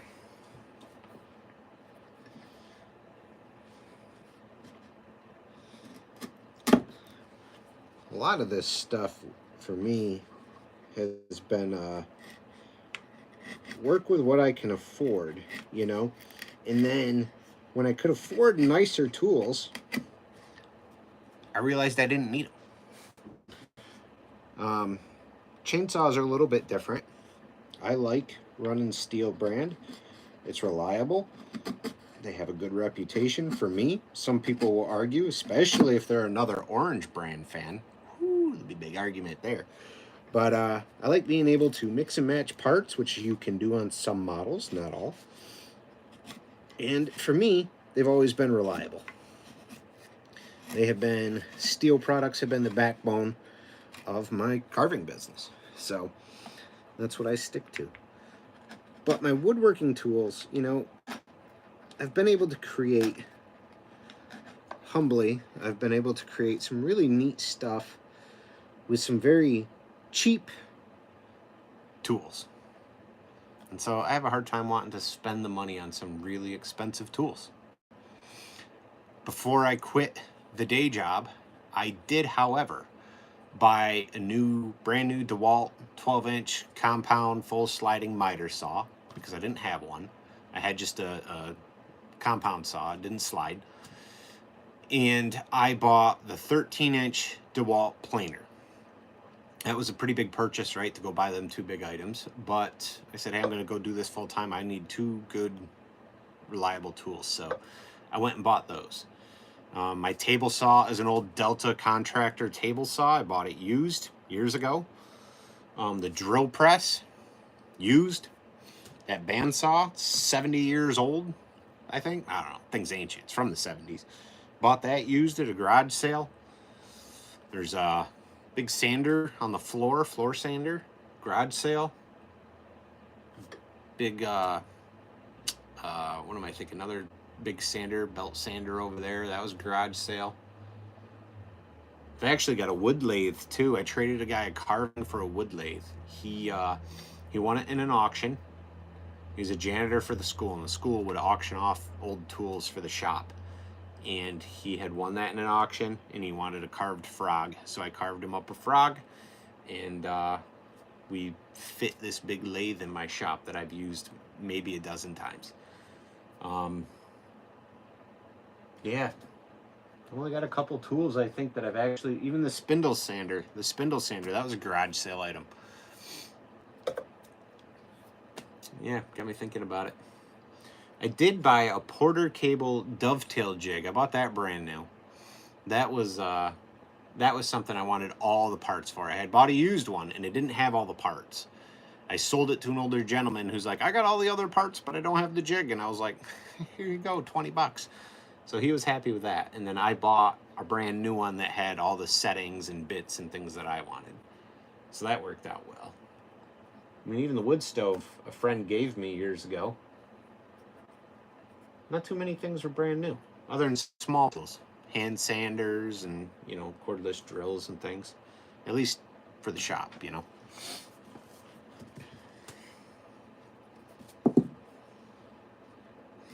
I always do laugh.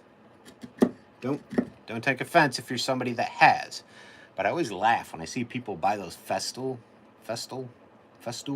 whatever, tools. for outrageous amounts of money, and I think, why are you woodworking? If you can afford those, you could probably afford to not even work. You know? Makita. I bought this new. I think it's like $70, $75 sander, right?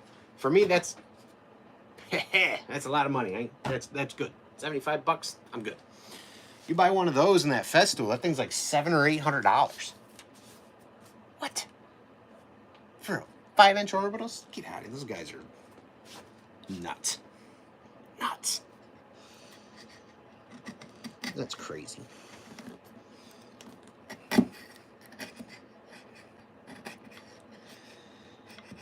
If people only like my work based on the tools I'm using, then those are not the people I'm trying to do business with.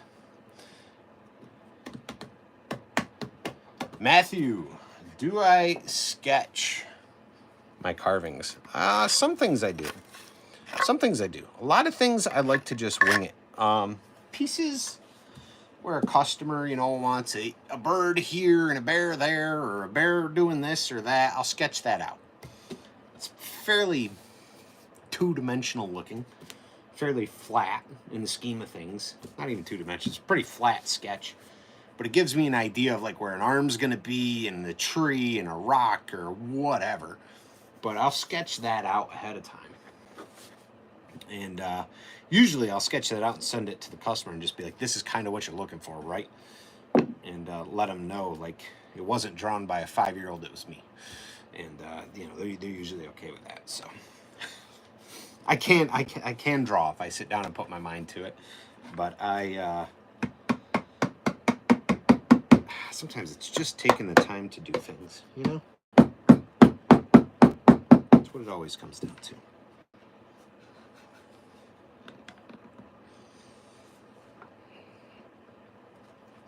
Oh boy.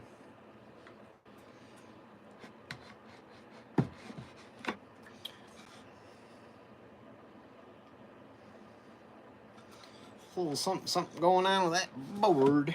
A little ledge. Take a little ledge off there.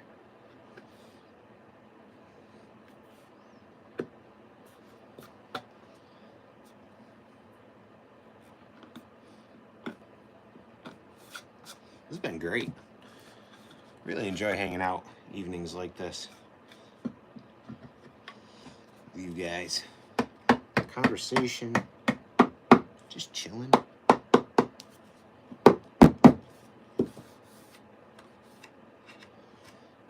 Boop, boop. Looks as though I'm catching low somewhere. Where are we catching? Aha.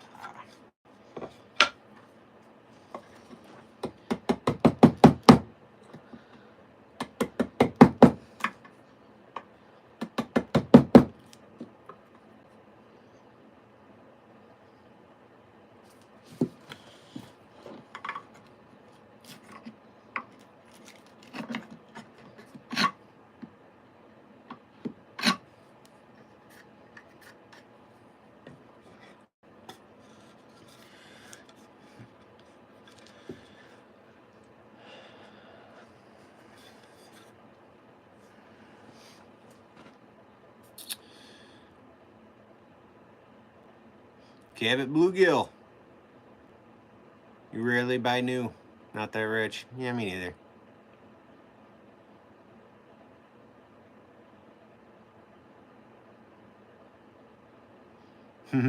Your logo guy just dropped you off a whole bunch of logs and hemlock and stuff. Pine and hemlock. That's awesome. Awesome. This stuff's always great, right? As far as logs go, I've been pretty blessed. Got a brother-in-law who now owns his own tree service company. If you guys watch the videos, I'll say we're in the log yard. That's his place. His log yard. Not where he lives, but his log yard. And he's kind of given me the okay to use whatever pine I want to use. Some of the hardwoods they'll use for firewood and stuff, so I don't mess with that. On my other channel, we do cut some up, but really we're just helping them out because they'll just roll it over and split it, you know. But as far as getting pine, I'll go there and get pine. Recently, right before winter, he dropped me off a trailer load of pine that I had marked up. Had it marked up for a little bit, but he finally had a chance to drop it off to the carving yard for me, so that was awesome. I think I got about 7-8 logs over there now, which is cool. They were all uncovered. Now they're all buried in snow again. We got like 8 inches of snow yesterday and today, I think.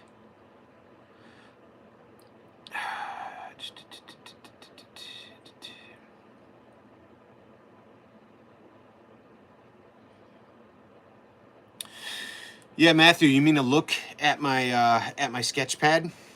I've got all kinds of sketch pads through the years, sort of stuff.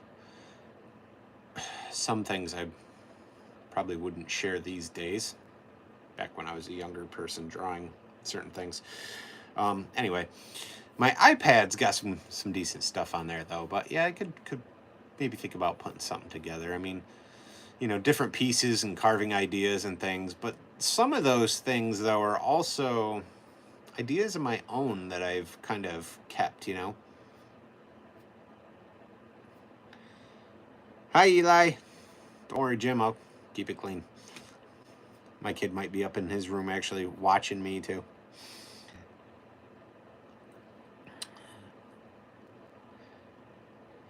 Charlie, no, I've never made a turkey call. Me and my buddy have discussed it, and then we never made them. We were gonna.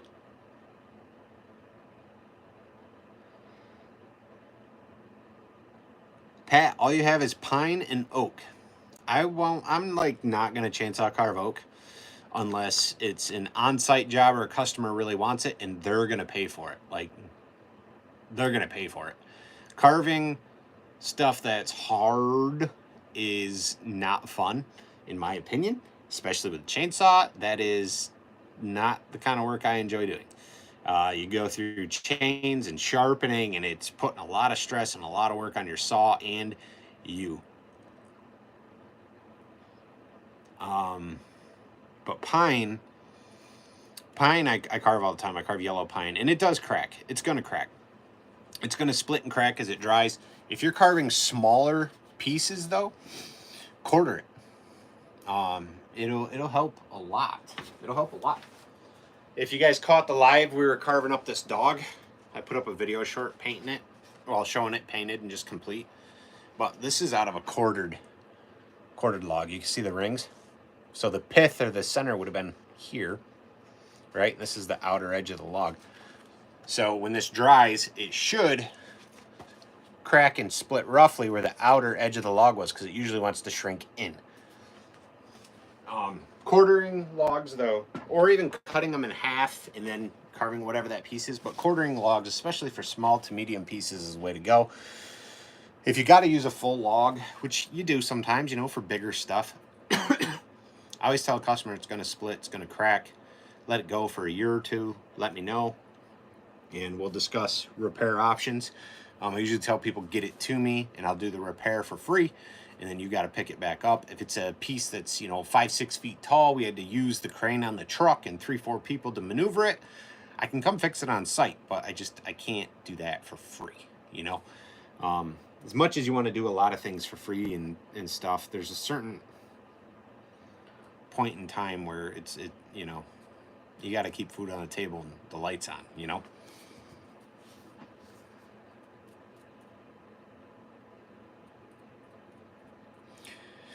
Yeah, Woods by Wild. That is, yeah, that's a blessed thing, right? To have local tree removal, giving you an unlimited amount of redwood tree for free.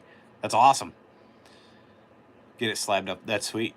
Yeah, I don't have, like, we don't have red cedar, or we don't have, if we do, it's not like, it's not abundant. Yellow pine is abundant. There is some white cedar, but it doesn't grow, you know, it doesn't grow really, really big here. There's not a lot of it. Cypress, that's something I've never carved that. I've never even had any of that cypress. I've seen people carve that stuff though, like in videos and things, you know.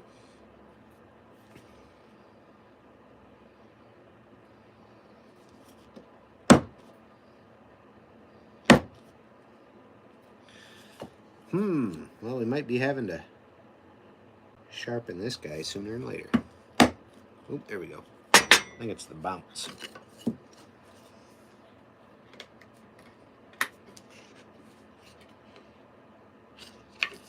Of course, this is the one piece.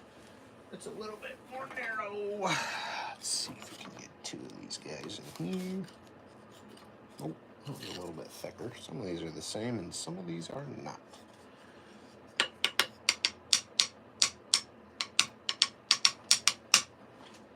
This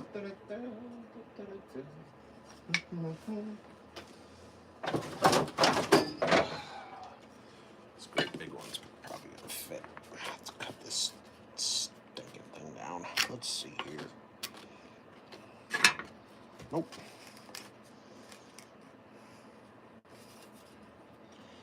Trying to find a piece that'll just fit in there. Just do it.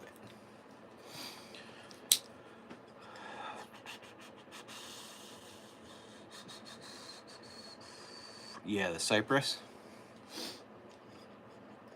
I've chainsaw carved poplar a couple times. And I did actually get my hands on, crud, what is it called? I can't think of it now. Man, it looks like big beans hanging off it. It's considered like a weed tree. Like, it grows like a weed. It really does. You cut the top off, it'll grow back. My in-laws have two big ones on their property, and they chopped. My father-in-law's in tree service, been in it for years, forestry work and all that stuff. And they cut the top off. We're talking trees that are, 2 feet across or more, 28 inches across. Just get rid of the top at about 15 feet high, and it has grown canopy. It's like it grew a canopy out of that. It's wild. Catalpa wood. That's what it is. They were burning that while they were cutting it. There's like no sap in that stuff. It's kind of crazy. Catalpa wood's pretty cool to carve if you can get it big enough. It doesn't split. It doesn't crack. I got a video on here carving a great white shark jumping out of the water for a seal years ago, a few years back. We were watching Shark Week, and my son and I enjoy watching that. And it's like, Dad, you should do a shark jumping out of the water. So I did that out of a piece of catalpa. Now it's a few years old, and it has never cracked, never split, nothing. That is the stuff. That catalpa wood is the stuff to get, I would say.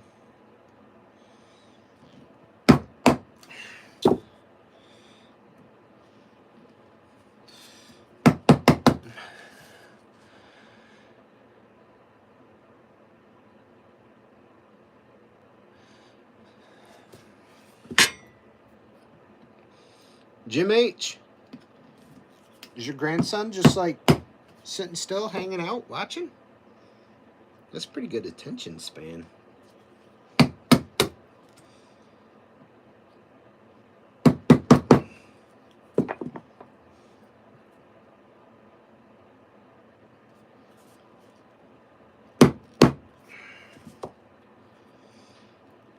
Ooh. I'm getting tired.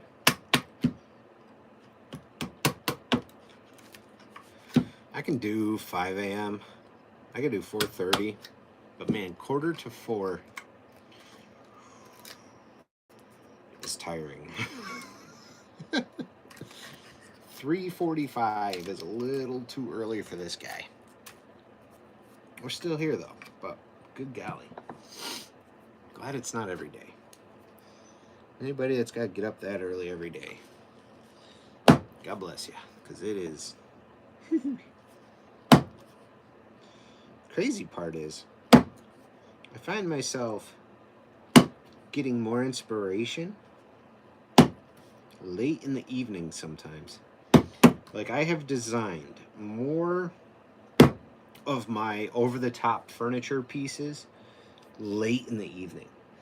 or a new carving design or different things have always, not every time, but, you know, late in the evening, which always seems kind of wild to me that, you know, when you're up late or you wake up late or something and you're able to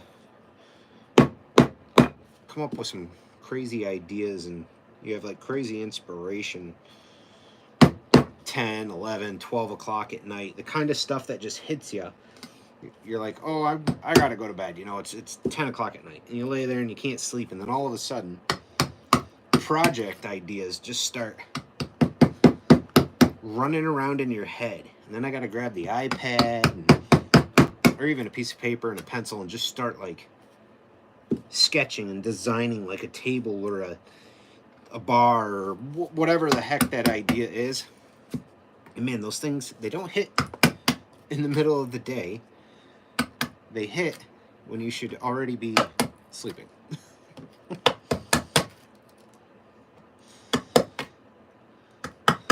Sometimes I think there's something about your state of mind being a little foggy that can create inspiration. You're able to let go the stresses of the day or all the thoughts and rat race of life and nonsense, and then your brain has a moment to kind of collect itself in the evening and put together all the thoughts that you didn't even know you had all day long. And then bam, it's 11 o'clock at night and you're up till 1 a.m. sketching a table you might never build. Wow, random games. I'll give you an A for effort. Alright, let's see. Woods by Wild. Another wood carved Russian olive. Never had that. Fruit balls, nice. Charlie, have I ever hurt myself on any of my tools in my shop? Not any ER visits. Getting cut, you know. Moving too quick, grabbing the end of a chisel wrong. Pulling a handsaw through too quick and having it slip off the piece you're cutting and into your finger. But, you know, that kind of stuff, you know, where your wife says, you need stitches. You just wrap that tighter with a little gauze and tape and back to the shop you go. You got stuff to do. Early on in building furniture and things, I had like small, you know, a couple small accidents here and there. Nothing crazy though, like the kind of stuff where you're drilling into something and a bit snaps, but you know, your hand's there and you pop the screw gun over and jam yourself in the finger. I don't think I've been caught in the bandsaw yet. I've sanded off tip of the fingernail on the big sander a few times. That'll happen. Grabbed a chainsaw once or twice by the wrong end. Those will give you nice little hand cuts here and there. Those are fun. Those are usually good bleeders. I've been spared, I would say, many times. I've avoided kickback issues on the table saw a few times. Could have got hurt, should have got hurt, but didn't. Yeah. Nothing too crazy, honestly. Nothing other than a light cut kind of thing. Yeah, been pretty lucky. Now, before we owned our house, we were renting, and back then I wasn't building furniture or carving. Back then I liked to customize vehicles because I've done auto body, and I always loved the idea back then of having like a lowered pickup truck, and I did for a while. I had a 98 Chevy S10, dropped down a little bit. I had a TV in there with a PlayStation 2, 3 12-inch subs, and a 15 in the bed of the box. Yep, with a tonneau cover. We had Cadillac taillights on it. Custom dash. Put a sunroof in. Racing seats. All kinds of stuff. But that, I was cutting some metal. And I had to split 2 pieces of metal. And then I was using, stupid me, younger guy not thinking, splitting 2 pieces of metal with a hammer and chisel going slow. That chisel slipped, ran my finger right down that sheet metal. That was all nasty. That was fun. Right to the bone. Whoop. Got half a dozen stitches. That was a good time. That was a good time. Yep. That's about it, though. I'm pretty lucky. Why, some of you guys missing fingers and stuff? I hope not. Jeez, Carl. Get the guy on here that's like, hey, what's up? You know, just got a thumb, missing all that other stuff. Whew.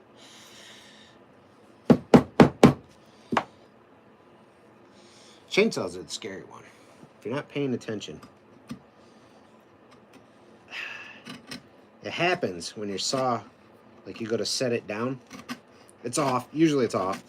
You go to set it down, and it slips from whatever you set it on, and you just, like, not even thinking, whoop, do the dad grab, you know, whoop, let me grab that before it hits the ground. Dummy. You grab the bar and chain on your chainsaw that you just got done filing, and cut your fingers and your palm or your hand open. That'll happen.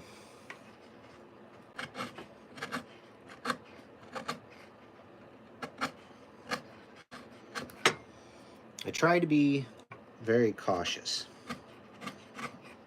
You get hurt too bad, you're out of work, and that's downtime. I don't have time for downtime. When it's shop time, it's shop time. When it's not shop time, it's downtime.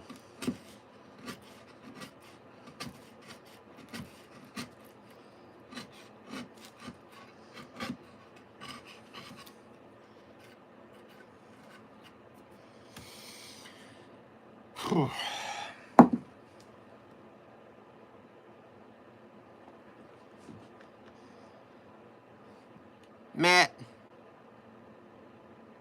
you ate an ant last week? Wasn't me. Matt, you deleted it. I already saw it. Saw that, Matt. Matt just said he ate an ant, everybody. Was that a black ant? Carpenter ant? Fire ant? Hope it wasn't a fire ant. I mean, a carpenter ant's probably got plenty of protein. One big carpenter ants. I figure that's probably not what you were trying to say. You deleted that awful quick. No worries, man. No worries.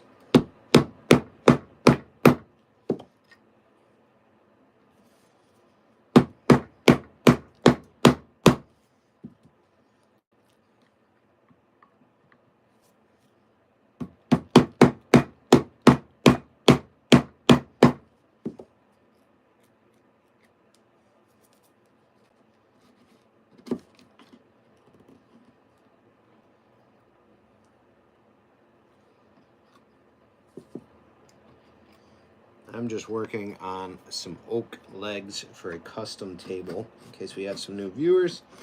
We were just hanging out, chit-chatting, people asking about chainsaw questions and woodworking questions and whatnot. And just hanging out for anybody that's joining us. Charlie, first thing I ever made. Jim, thanks for hanging out. I'll try to be safe. You have a good one. Thanks for being here, though. It is getting late, isn't it? I can feel it. I'm getting tired.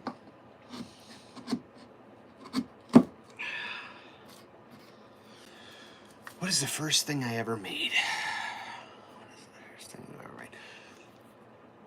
A mess. I don't know.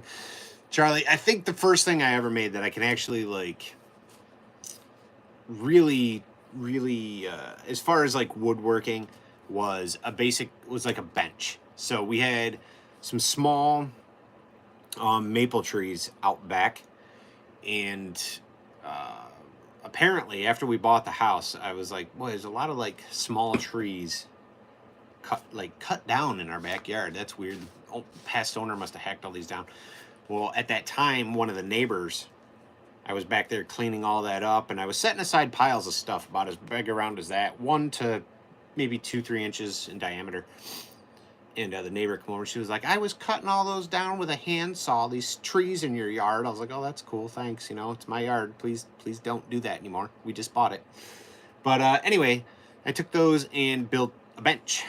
Yeah, that sat on our front porch for years. You know, like four logs came up. It was tied in and just nailed 2 across the top and then pieces that ran across. Had it on our front porch forever. And I mean, that was like the first thing I ever built here at our house as far as like rustic or woodworking. It sat here for the longest time.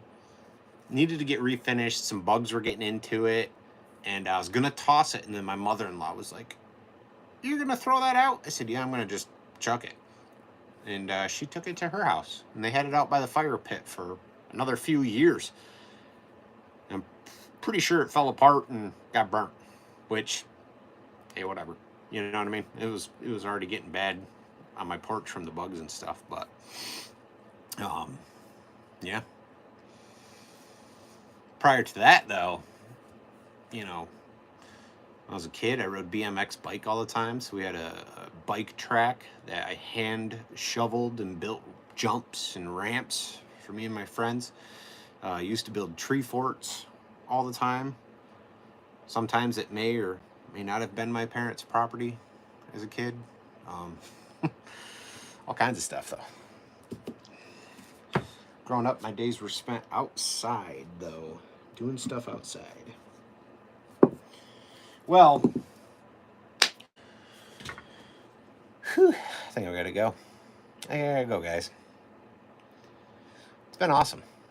You guys have been really talkative. I gotta head out, though. I appreciate the conversation. Appreciate you guys hanging out. If you haven't hit subscribe yet, be sure to do so. Be sure to check out the store tab if you guys want some merch. We got some Keep Gripping and Ripping t-shirts available, and I've got some Carve or Starve t-shirts on the way. Just gotta get a second to breathe and get them uploaded. They're already designed. I wore them on my last live feed, Chainsaw Carving, though. But yeah, appreciate you guys hanging out tonight. Thanks for being here, and stay safe, guys. I'll see you later.